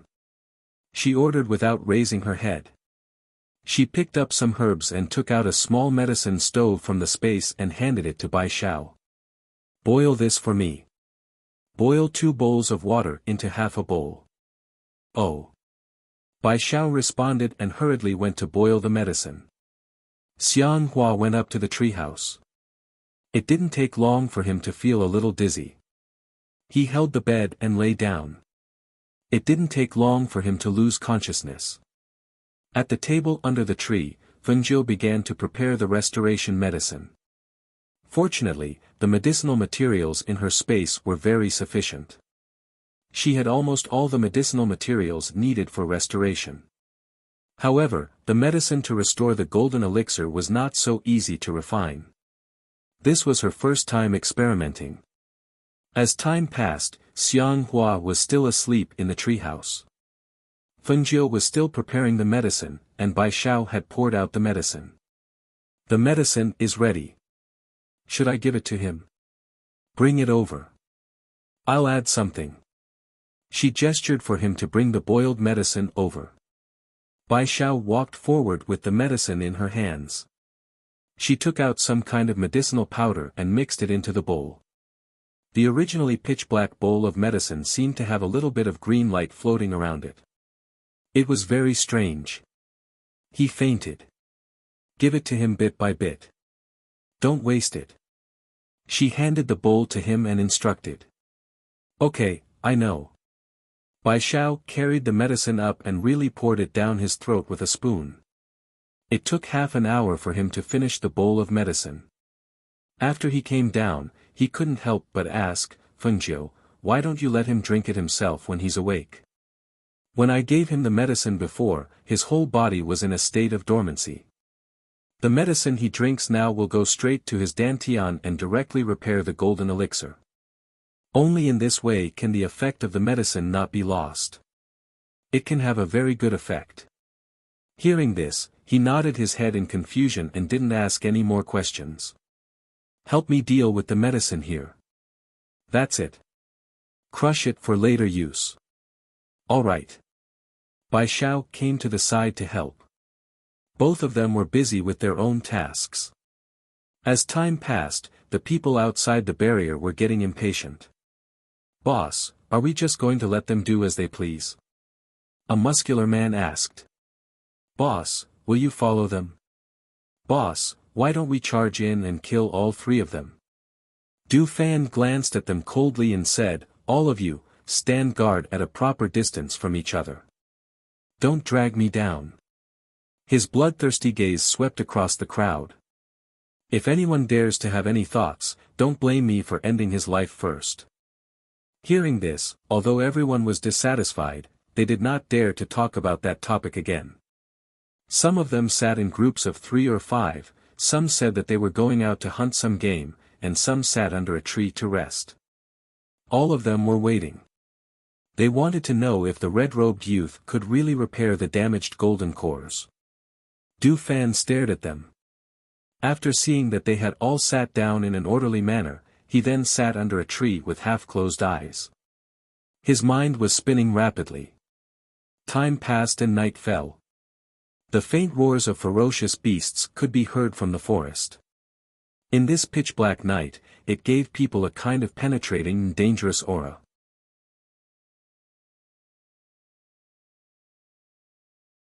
Chapter 787.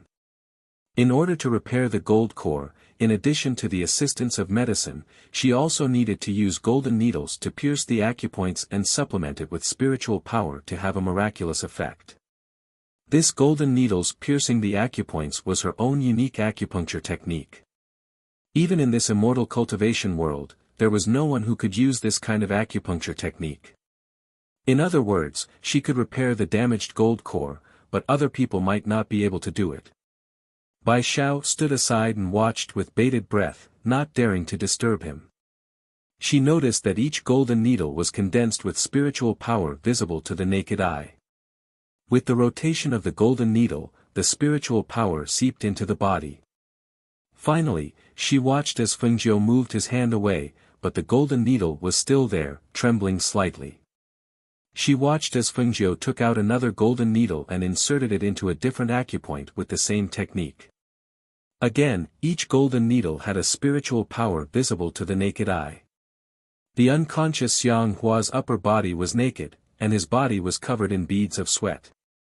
His face was red from time to time, and as more and more golden needles fell, his body began to condense spirit energy. This spirit energy seemed to be stimulated by the golden needles, and it seemed to be resonating with each of the golden needles. Wipe my sweat. Fengjiu raised his head slightly, twirling a golden needle in his hand. Bai Xiao heard him and hurriedly went forward to wipe the sweat from his forehead. Well, her task here was to wipe his sweat. It wasn't until midnight that Fengjiu pulled out all the golden needles from Xiang Hua's body and fed him medicine again.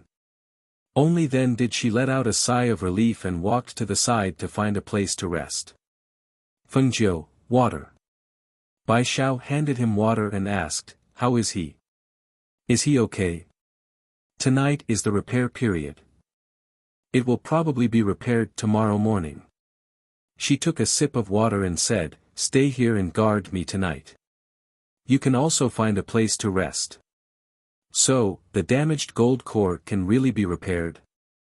He was a little surprised because he didn't believe it from the beginning. Even though he saw the way he inserted the needles, he still had some doubts. Upon hearing this, Fengjiu raised his eyebrows. What? Do you really think I'm lying to you? She chuckled, otherwise, why do you think Old White can speak? Didn't you say that Lao Bai ate one of your pills by mistake? As soon as he finished speaking, he was slightly stunned. That's right.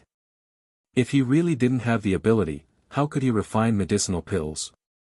Moreover, it was the kind of pill that could make beasts speak. That's why I said, you'll have meat to eat if you follow me, right? She patted his shoulder and smiled. Xiao Bai. It's Bai Xiao. He was a little displeased. Little White suits you better. She chuckled and said, Little White, let me tell you, there are too many benefits to following me. Look, after I conquer the Tianyuan Palace, I'll make you a protector. How about that?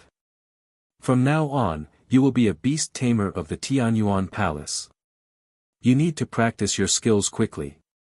Even if you can't defeat your opponent, you can still use your familiars to fight. Do you understand? But I'm just a beast tamer, not a beast tamer.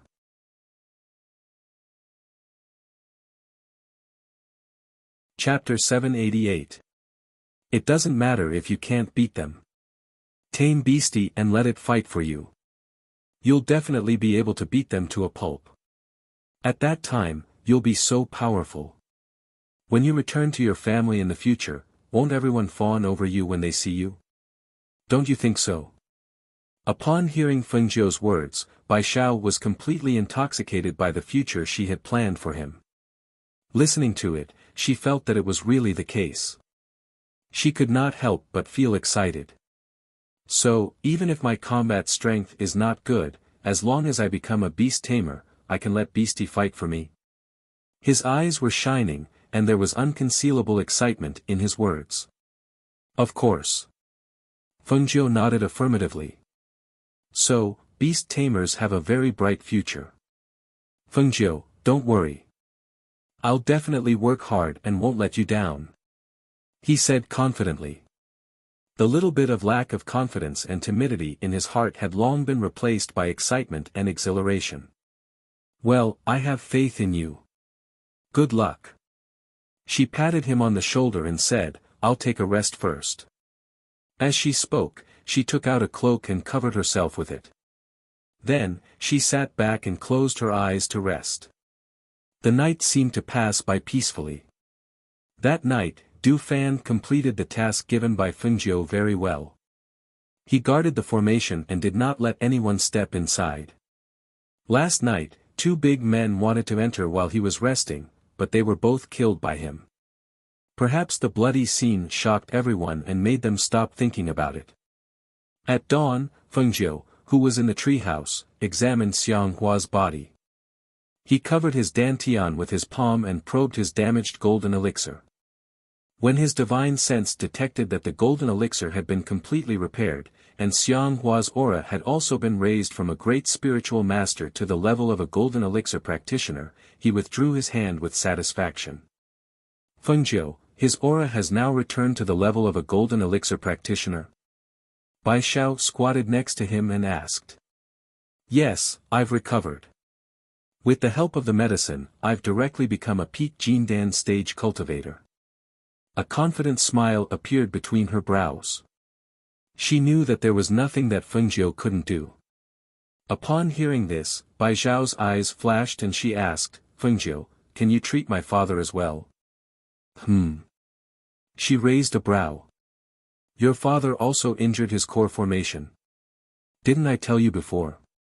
I'm from the beast taming clan. In fact, our clan calls us beast taming, but the only one who truly knows how to tame beasts is our clan's ancestor. He truly knows how to tame beasts.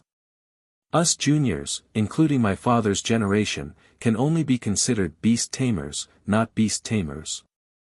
Originally, my father had the highest chance of becoming a beast tamer. However, one year, a ferocious beast injured his golden core. After that, nothing happened. So, I was thinking that if you can really repair his golden core, why don't you help my father repair it too? He looked at him with a hopeful expression.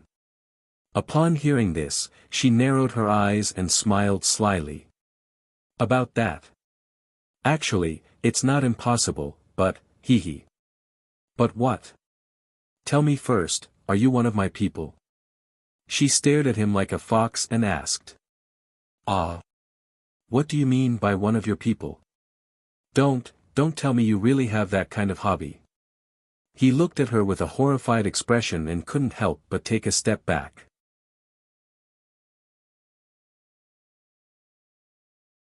Chapter 789. What do you mean? He asked with a frown as he touched his aching head. Hearing this, Feng Jiu sighed. I'm really curious. How did you survive until now after leaving the family for so long? She had no choice but to make things clear when she met such an ignorant person. It means that you have to be loyal to me and can't betray me. Deal? Hearing this, he thought for a moment. Well, actually, it's possible. It means that I recognize you as my master, right? I submit to you, and then you protect me and my family. You seem to be quite strong, so you should have the ability to protect my family. So, of course, I'll do it. Feng Jiu glared at him. She wanted to take back what she had just said. This guy was just pretending to be stupid. With one sentence, he directly asked her to protect his family. You should hurry up and train your familiar. Otherwise, I'll lose too much. As the two were talking, they heard Xiang Hua move on the bed. They looked at him and saw his hand move. Not long after, he opened his eyes. You're awake. Fengjiu stood by the bed and looked at Xiang Hua, who turned over and sat up. He couldn't hide the excitement on his face. How do you feel? The spiritual force in my body is abundant and vigorous. That's the aura of the peak of the golden elixir realm. He looked shocked and looked at Fengjiu. You really repaired my golden elixir and promoted my cultivation to the peak of the golden elixir realm? What do you mean you? From now on, you have to call me master, Bai Xiao said from the side. Just call me ninth young master, Fengjiu said with a smile and squinted her eyes. Hearing this, Xiang Hua immediately knelt on one knee and saluted. Greetings, ninth young master. Thank you for your great kindness. Repairing the golden elixir was a great kindness. In this life, there was no harm in acknowledging her as his master. Get up. She gestured, moved her hand slightly, and took out the Qingfeng sword. She asked, Xiang Hua, do you recognize this? Xiang Hua looked at the seven-star gorgeous sword. After the sword was opened, a green light burst out. The words faintly appeared on the sharp sword blade made his eyes narrow. Qingfeng sword. That's right, it's the Qingfeng sword. Do you know why I'm looking for you? Apart from your familiarity with the Heavenly Yuan Palace, more importantly, you're the first guardian of the Heavenly Yuan Palace. You're also the person who followed my master, Chu Batian. Young master's master is the palace lord. He widened his eyes in shock. He didn't expect the young man in front of him to have a master-disciple relationship with the palace master. Immediately, he asked, what about the palace master? He's now. The Heavenly Yuan Palace declined decades ago, and he passed away decades ago. I only became his disciple because I was fated to meet him. I followed the will he left behind to find the Qingfeng sword and rebuild the Heavenly Yuan Palace. At this moment, she did not have her usual playful and lazy expression. Instead, she was cold and serious. Therefore, I need your help. I want the Heavenly Yuan Palace, which has been in decline for decades, to regain its prestige. Hearing this, he was so excited that his eyes reddened. Back then, I followed the palace lord and was promoted to left guardian by him. At that time, I was only in my early 20s and was only a great spiritual master. Who would have thought that after so many years, would be able to see the Qingfeng sword again and hear about rebuilding the Heavenly Yuan Palace?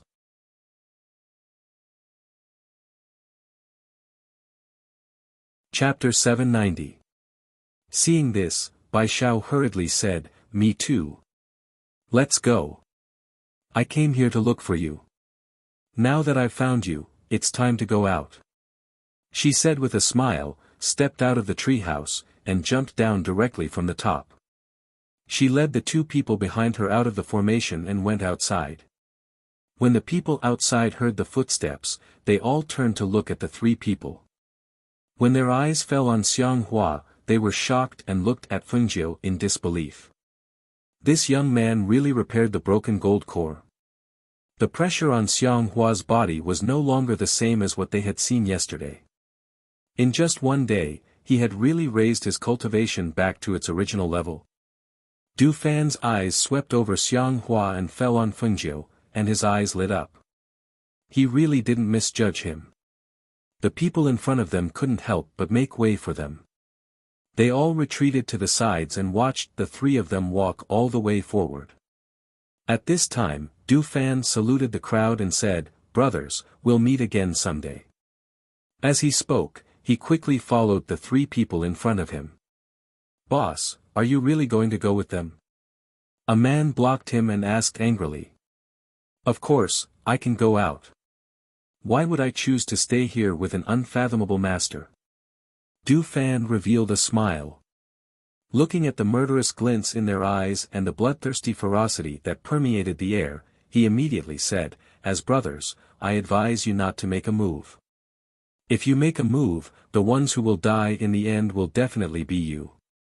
Risking your lives won't change anything, so why gamble your lives?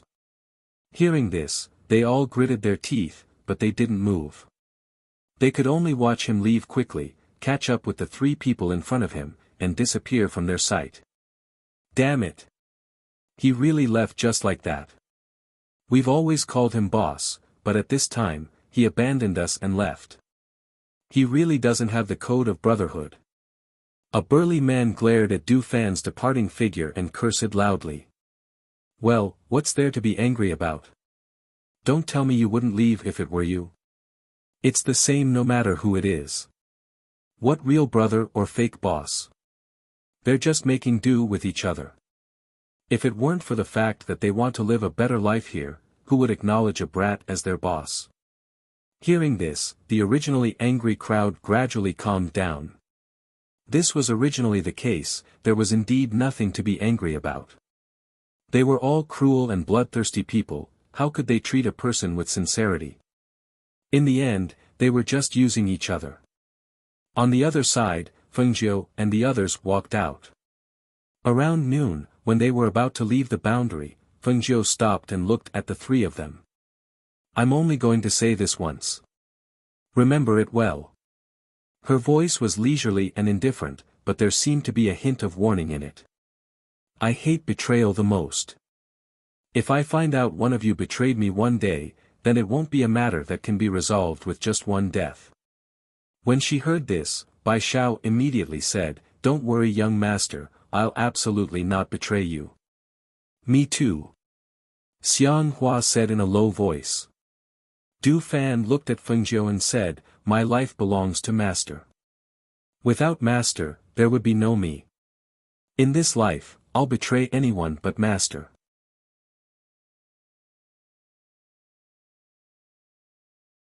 Chapter 791. As soon as the oath of heaven and earth appeared, the light shot into his glabella. Seeing this, Fengjiu nodded and said to the three of them, Let me tell you about my identity. My name is Fengjiu, the princess of the Phoenix dynasty, a 9th-ranked country. In addition to this identity, I also have another identity, the Ghost Doctor. Currently, I'm studying alchemy in the Star Cloud realm. Since you followed me, you should know something about me. As for other things, I'll tell you on the way. Wait, princess. Bai Xiao looked at Fengjiu with his eyes wide open, So, you're a woman. What's wrong with being a woman? She raised her eyebrows and glanced at him. Being glanced at by her, Bai Xiao was startled and quickly said, No, I was just thinking that you're a woman. No wonder old Bai stuck to you and refused to leave as soon as he saw you. Let's go. She took out 3 jade tokens and gave them to the 3 of them. After leading them out of the bounded domain, they first went to the nearest town. Because Xianghua and Du Fan didn't have anything in the forest, and even the clothes they were wearing were taken from others, she gave each of them a Qinquan bag as soon as they entered the city, and asked them to buy some things that they often used. Let's meet at the restaurant in front of us in the evening. She pointed to the restaurant in front of them and said a few words. Then she left first, intending to find the local forces of Yan Jian to inquire about the current situation of Tianyuan Palace. After walking around the city, her eyes fell on a loft. Looking at the 3 words, Cool Breeze Restaurant, she remembered the time when Hui Lang was thrown here. She couldn't help but smile. She paused for a moment and then walked in. Young master, it's still early. Our restaurant hasn't started business yet. The man lying lazily on the couch said without even opening his eyes. Fengjiu glanced at the man.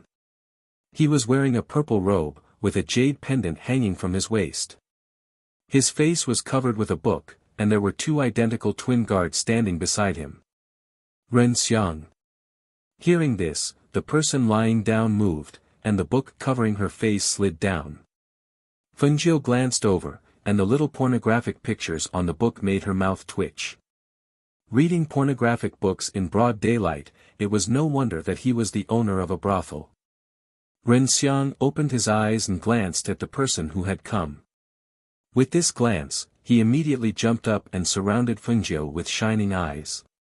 He clicked his tongue and said, "Isn't this the ghost doctor who has bewitched my master? Why are you here? You even know that I'm running the Cool Breeze gang here."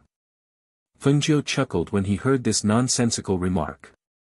"I heard from Hui Lang that you're in charge of this brothel. I just happened to pass by, so I came in to take a look." As she spoke, her eyes fell on his face, which was more outstanding than Hui Lang and Ning Yi's. "It's really better to see you in person than to hear about you." "Same here." He smiled meaningfully and made a gesture of invitation. "It's rare for you to come here. No matter what, I have to treat you to a cup of wine. Come, come, there's a courtyard behind." "Okay." She nodded and followed him to the back. When they arrived at a courtyard behind, the two sat down at a table in the courtyard. The twin guards served them tea, and then retreated to the side.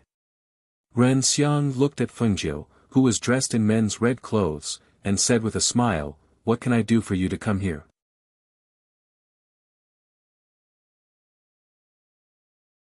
Chapter 792. "That's right, I'm here to find out about the Tianyuan Palace." She directly stated her intentions. Tianyuan Palace. This faction has been causing a lot of trouble in Qingting recently.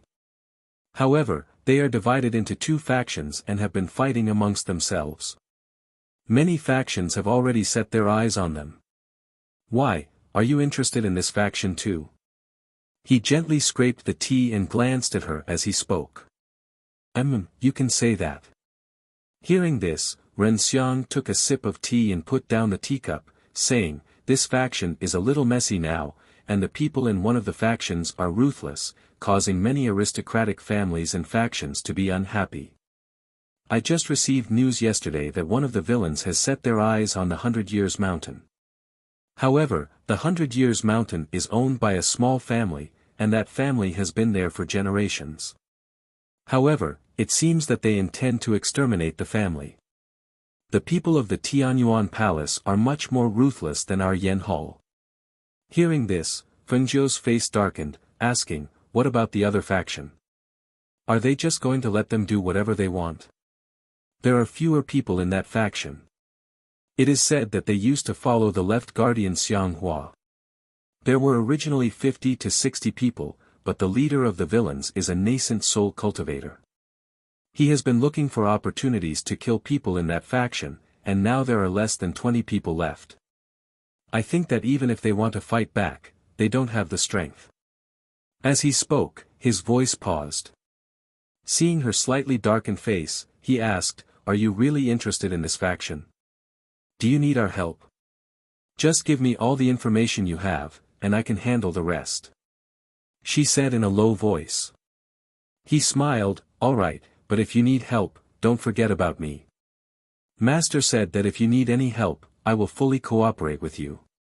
Yen Hall will also be at your disposal." Hearing this, her eyes moved slightly. She thought for a moment and asked, "Do you have news of him?" Renxiang held his chin with one hand and asked with a smile, knowing the answer, "Who?" Fengjiu glanced at him, "Of course it's your master." "Master?" He sighed and shook his head, "It's not too good."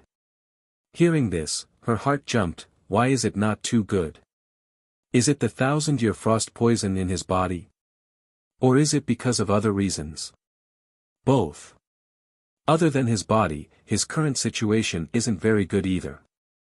Seeing the unconcealable worry in her eyes, he said, "That's right, I received news that you were attacked some time ago. Then I passed the news to Master. I think he will be even more worried after hearing about you." Upon hearing this, Fengjiu glared at him. "If you know, why are you still spreading it? Nothing happened to me. If you tell him about this, it will only make him worry. What's the point of telling him? Those people originally wanted to capture you to deal with Master. Since I was left behind by Master to keep an eye on you, naturally I have to report any movements to my superiors, right?" He smiled and said, I heard that you made a 10-year agreement with Master. Do you really plan to not see each other for 10 years? Hearing this, Fengjiu chuckled. Her clear eyes swept him up and down with a smile. Are you sure you're not a woman? Why are you more gossipy than a woman?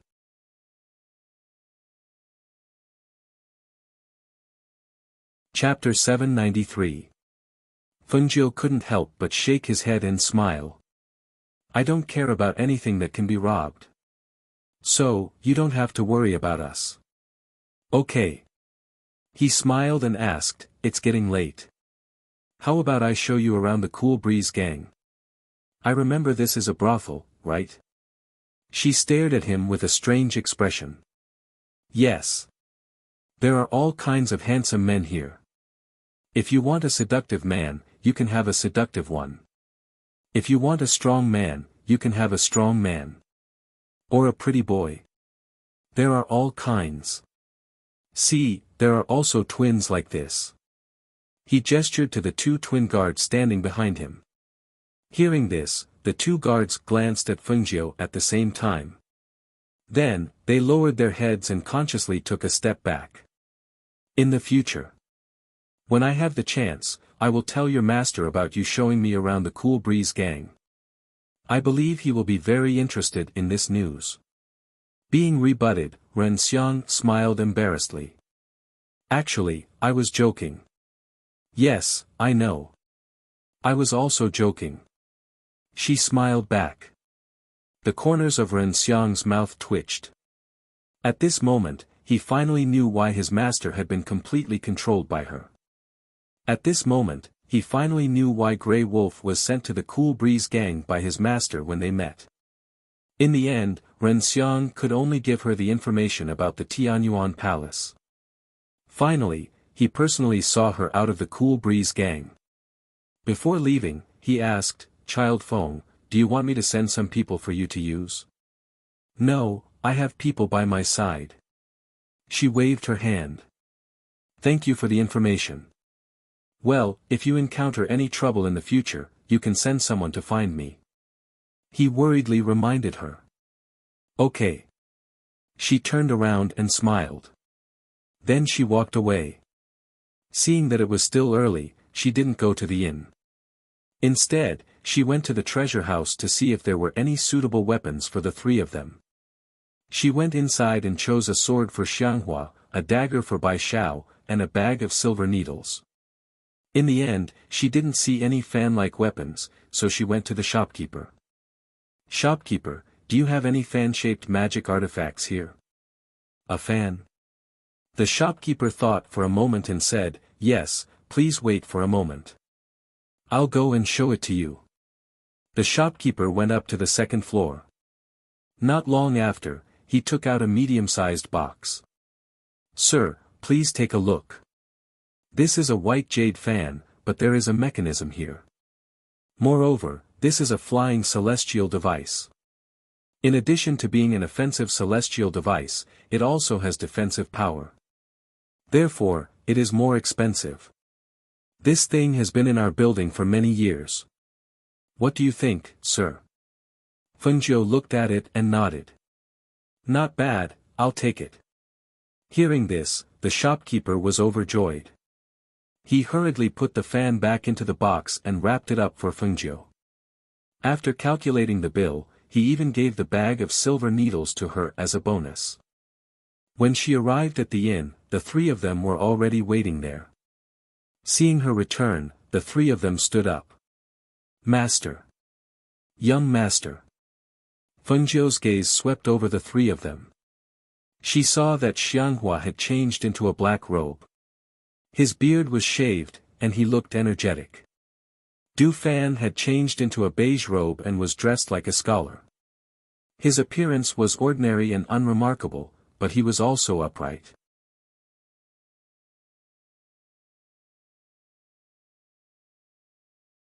Chapter 794. When the three of them took a look at the thing she handed over, they couldn't help but feel moved, especially Du Fan, who was even more delighted when he saw that it was a fan. Thank you, master. Thank you, young master. I have one too. Bai Xiao looked at the dagger and asked, but it's useless for me, I rarely use it. He wouldn't dare to kill anyone with it. It's for you to protect yourself, what do you think you're doing? Fengjiu rolled her eyes at him and motioned, sit down. Then, she beckoned the waiter to serve the dishes, and they ordered a table full of dishes and wine. After eating, have a good rest tonight. Tomorrow morning, Xiao Bai will go to the 100 Years Mountain with me. Xiang Hua, you and Du Fan will contact your former subordinates. After gathering them, secretly hide in the 100 Years Mountain and wait for orders. She said, pouring a cup of wine and drinking. Yes. Several people responded, eating while thinking about things. After the meal, Fengjiu went to the guest room to rest, while Xiang Hua and Du Fan went out of the inn, intending to contact their people in the area. The next morning, after Fengjiu said a few words to them, she set off with Bai Xiao to the 100 Years Mountain. Compared to looking for the people of Tianyuan Palace, she planned to go to the 100 Years Mountain to wait for them. It was more convenient and convenient. After flying for nearly a day, the two arrived at the foot of the 100 Years Mountain in the evening. Looking at the mountain, Fengjiu understood why the people of Tianyuan Palace were eyeing this place. It had to be said that this place was really good. It was surrounded by mountains on all sides, and there was only one exit. At the bottom of the mountain, there was some depression, forming a place like a valley. There were mountains and rivers around, and the environment was quiet and secluded. It was simply the best gathering place for forces, and the air was filled with smoke, looking like a fairyland. How do we get in? This place should be private, right? We'll probably be caught if we go in. Bai Xiao looked around and saw that they could only see the outside, but not the inside. She couldn't help but ask, do you think there will be an ambush inside? Hearing this, Fengjiu was speechless. If you were so careful in the past, you probably wouldn't have been buried alive. But look at this place, why is it strange? Normally, the location of the family should be in a bustling area, right? At least, that's the case in my family, but here. Look, this place looks fine during the day, but at night, I think it will be a little creepy. Upon hearing this, Fengjiu's eyes flickered. She took a closer look and said, well, what you said makes sense. I was so focused on getting the information about the Tianyuan Palace that I forgot to ask about this clan. I only heard that it's a small clan that's not very influential. However, it's really strange that this clan chose to live here. Right? I thought it was strange. This is the only place on this mountain, and there's only one clan. It's really strange. Bai Xiao said. Seeing that the sky was darkening, he couldn't help but ask, young master, how do we go in? Or are we going to find a place to stay first? Of course we're going in. Why are we here if not going in? She looked at the sky and said, it's getting dark. We can go in and say that we're lodging.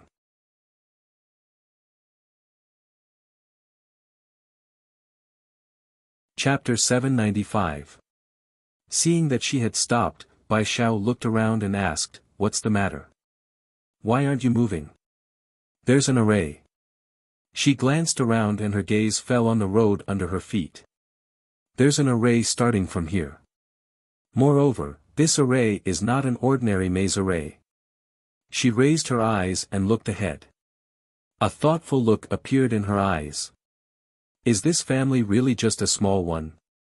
Bai Xiao, who was following beside her, saw that she was thinking about something, so he didn't disturb her.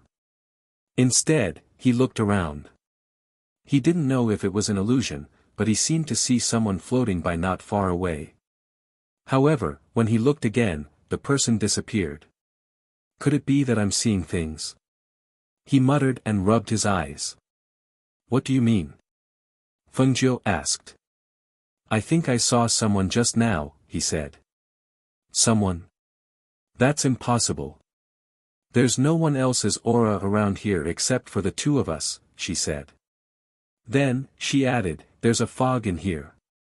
I think you're seeing things. Follow me closely and don't get lost in the array. This maze array can change. Okay, I got it, he responded and followed closely beside her. Fengjiu was familiar with arrays, so he walked in the array with Bai Xiao without any trouble. However, when the two of them walked out of the maze array and were about to walk forward, a voice suddenly sounded in their ears. The two of you, this is not a place where you should be. Fengjiu was stunned. He immediately turned around and saw a figure looming in the fog on their left. The person was dressed in a black robe. His entire body was wrapped in the black robe. His eyes were like a pool of lifeless stagnant water. They were gloomy and made people's heads tremble. Are you a human or a ghost? Bai Xiao was shocked and asked in a trembling voice. The person's gaze fell on Bai Xiao and then on Fengjiu. Go back. You shouldn't be here. The voice was light and deep as it drifted through the air. It sounded as if it was coming from all directions. If they hadn't seen the figure standing there, they wouldn't have been able to identify the source of the voice. Seeing this, Fengjiu came back to his senses. His eyes flickered as he cupped his fists and said, Senior, we have no ill intentions. We just want to give your residents a reminder and a piece of news. The man looked at Fengjiu quietly. Speak. Senior, have you heard of the Tianyuan Palace? She asked. Yes. The black-robed man responded and didn't say anything else.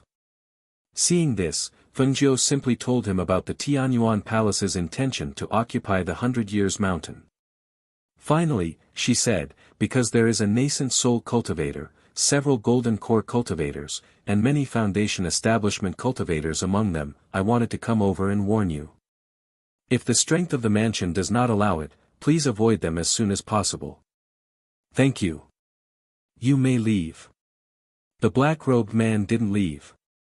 He just stood there and stared at the two of them. Goodbye.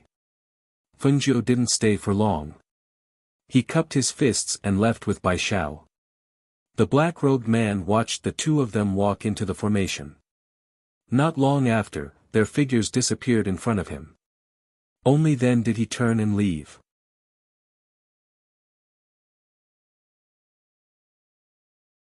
Chapter 796.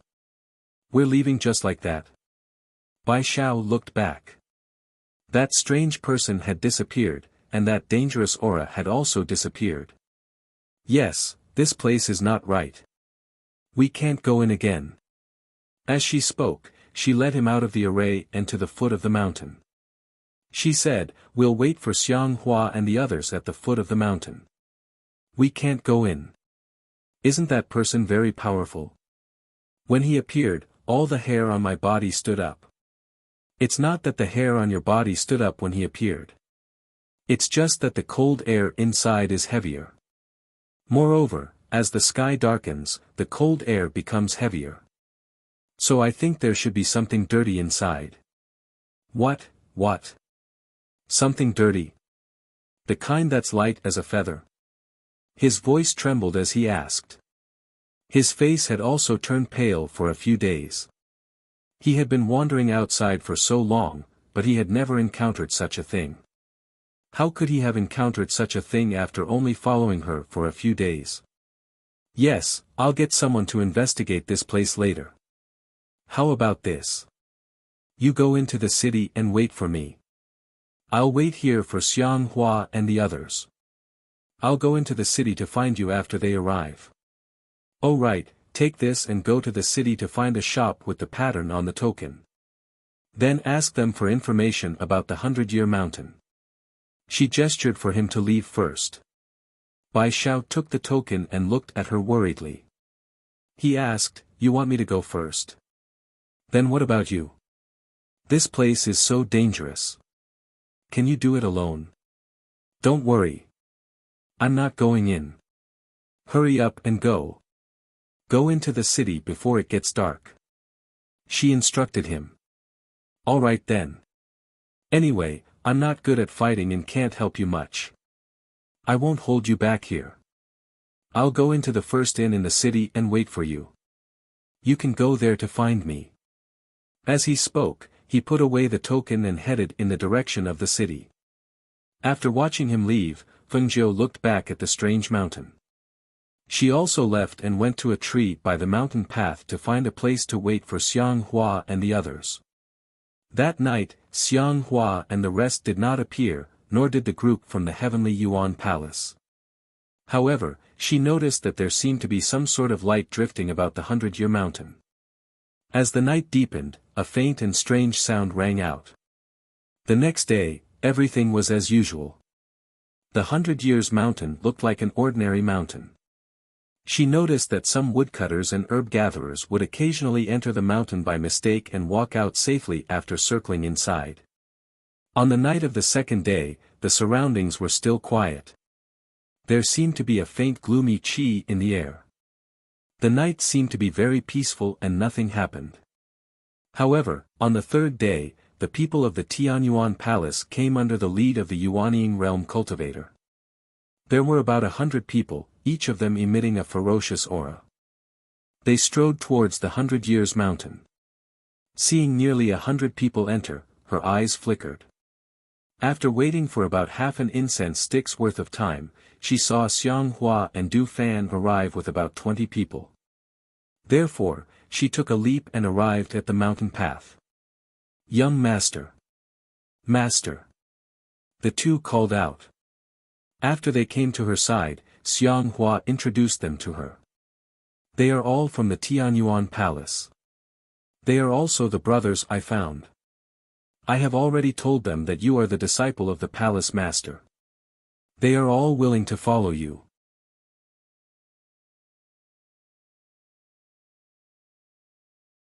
Chapter 797. Fengjiu's gaze swept over them. There were only 21 people. They all looked middle-aged, but in fact, they were definitely more than 30 or 40 years old. Among them, 15 were in the Foundation Establishment realm, and the other 6 were in the Gold Core realm. Compared to the people she saw before, these people were not as ferocious as the previous people, although they had a murderous aura. However, there was still a strong smell of blood on their bodies. Obviously, they had killed many people. She nodded. "Since everyone is here, let's go." With that, she walked into the city. However, the people who heard her words were stunned. One of them asked, "Young master, they have entered the 100 Years mountain. Are we not going in?" "I'm not going in." She didn't stop walking and didn't even look back. The person behind her frowned and asked in a bad tone, "Then why are we here if we don't go in?"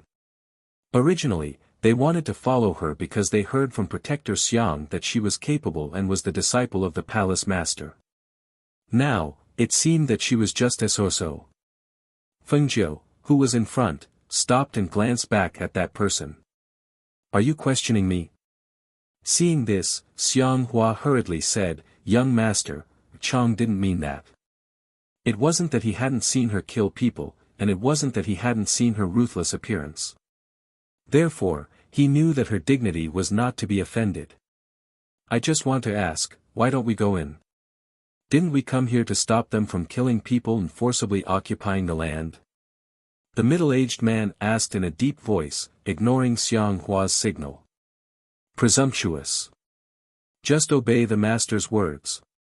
Why do you ask so many questions?" Du Fan shouted and glared at the middle-aged man named Da Chang. "We heard from Protector Xiang that you are the disciple of the palace master, so we followed you. We thought that you must be extraordinary. However, we were slightly disappointed when we saw you. Could it be that you are afraid because they outnumber you? You don't dare to fight with them? If so, why did you say that you want to reform the Tianyuan Palace? Why did you say that you want to restore the prestige of the Tianyuan Palace?" Fengjiu ignored him and looked at Xiang Hua.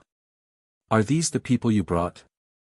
Hearing this, Xiang Hua lowered her head. "I'm sorry, young master." No matter what kind of explanation he gave, it was futile. The further they were apart, the further they were apart. Immediately, he stepped forward and kicked the middle-aged man, forcing him to kneel on the ground. Apologize to young master.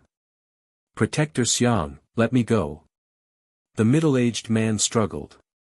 He's just a brat. He's not worthy of my kneeling. When Xiang Hua called them over, he only told them that Fengjiu was Chu Baishan's disciple and the one who held the Qingfeng sword. The others didn't tell them much, so they also thought that Fengjiu was a man. Seeing this, Fengjiu smiled and said, "Let him go." Seeing this, Xiang Hua glanced at her, then let go of his hand and let the man stand up. Unexpectedly, as soon as he stood up, he threw a punch at Fengjiu and shouted angrily, "I want to see how much ability you inherited from the palace master." Chang! You stop. Xiang Hua was shocked. When he wanted to step forward, he was stopped by the others. Protector Xiang, just wait and see. You said that you brought us to follow this brat. No matter what, we have to see what kind of ability he has. Is such a person really worthy of holding the Qingfeng sword? To become our palace master?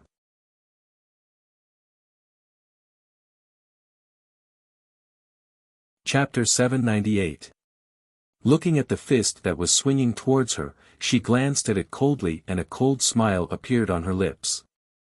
It has always been me who sees if others are qualified or not. No one has ever dared to see if I am qualified or not. You want to fight with me? You're far from qualified. As soon as she finished speaking, a silver needle shot out from her hand and shot into the middle-aged man's acupoint. With just one needle, he fell to the ground with a bang. The others were shocked. Just as they were about to step forward, they heard Fengjiu's voice. "Didn't you want to go in? I'll let you in." As soon as she finished speaking, she looked at Du Fan. "Throw him in." "Yes." Du Fan responded. He picked up the man on the ground and rushed up the mountain. When the people behind him saw this, they all frowned and stared at Fengjiu with unfriendly expressions. After about the time it took to burn a stick of incense, Du Fan walked out. However, at this time, his expression was somewhat strange. He came in front of Fengjiu and cupped his hands. "Master, I've thrown him in." Then, he stood behind her in an orderly manner. Fengjiu looked at them. "You can go in too."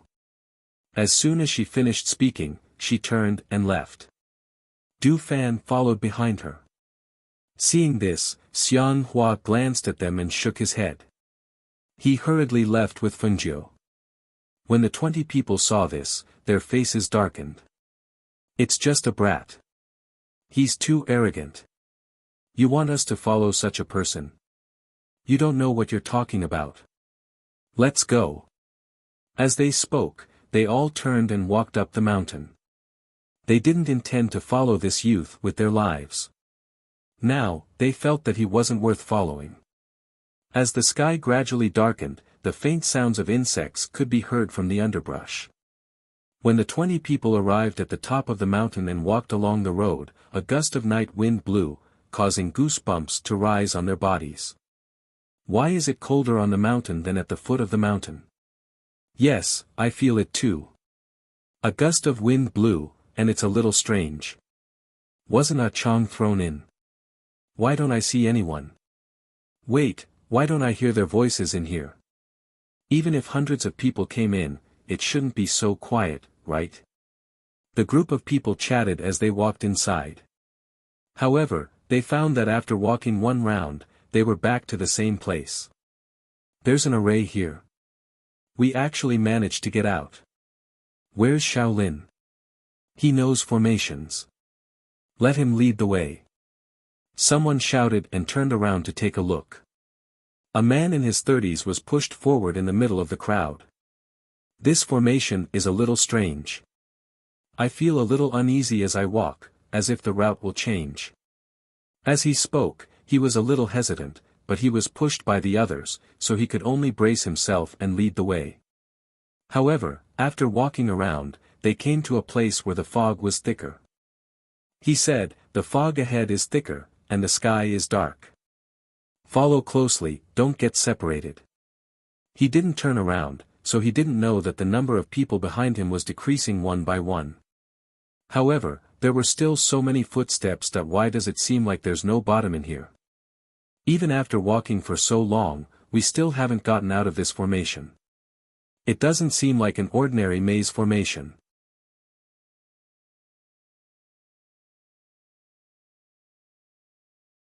Chapter 799. Ghost. There's a ghost. There's a ghost in this place. This piece of information echoed in his mind, causing him to break out in a cold sweat. Hearing the footsteps behind him, and hearing the occasional response, he only felt his heart trembling. He had heard that there were ghosts in this world, spirits, ghost cultivators, and the like, but he had never encountered one. At this moment, he finally understood why Fengjiu and the rest did not come in. It turned out that they already knew something was wrong with this place. No wonder the hundreds of people who came in did not make a sound. Could it be that they were all delayed by the ghosts? If that was the case, then they really did not have to come in. Their group was already gone, so why would they come in to die? Ta-ta-ta. The footsteps sounded a little messy, as if they were walking behind him. The chilly wind blew, accompanied by the faint rustling of leaves and plants. He did not know if it was an illusion, but there seemed to be a strange laughter coming from the darkness. He broke out in a cold sweat and did not dare to look back. Along the way, he pretended that he did not know what was happening behind him. Step by step, he walked out of the array, saying, Let's go. I can't enter this place. It's okay, I know the way, I'll bring you in. The eerie voice behind him scared him so much that he finally could not help but cry out in alarm. He broke into a run, but at this moment, a pair of cold hands reached out from nowhere and grabbed his feet, dragging him away. It's okay. I know the way, I'll bring you in. Ah. No. No. Ah. The scream pierced through the night sky, echoing in the night. However, it seemed that this voice was blown away by the night wind, and only a faint sound drifted out. It was late at night, and the 100 Years Mountain was still quiet. Only in the depths of the mountain, there seemed to be a house, with faint flickering lights. Du Fan, who followed Fengjiu into the city, was silent and did not speak. He only looked at Fengjiu from time to time, wondering how she knew. The ghosts in this world were not tolerated by the secular world. Just like the ghost cultivators, they could only live in the dark.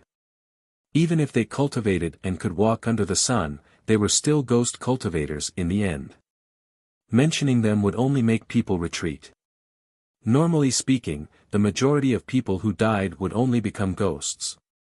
If they did not enter the path of reincarnation, they would be reduced to ashes after floating in the world for a period of time.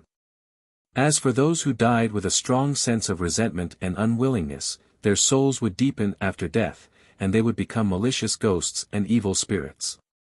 Those like ghost cultivators were even rarer, because they needed opportunities. It was just like how ordinary people had to step onto the path of cultivation. Not everyone could do it. As for ghosts, not everyone could see them. Because of this, many people said that they were even scarier than cultivators because they didn't know when they would be haunted by evil ghosts. However, once one's cultivation reached a certain level, ordinary ghosts would not be able to get close to a cultivator. In fact, for some people whose aura was stronger and fiercer, those ghosts would not be able to get close to them. What he was curious about was, how did his master know that there was something strange about that place? How did he know that once they entered, they would not be able to leave? Could it be that she had already explored the way? However, if she had really explored the way, how could she walk out unharmed? You're tuning into the Han Li's Wuxia Adventures YouTube channel.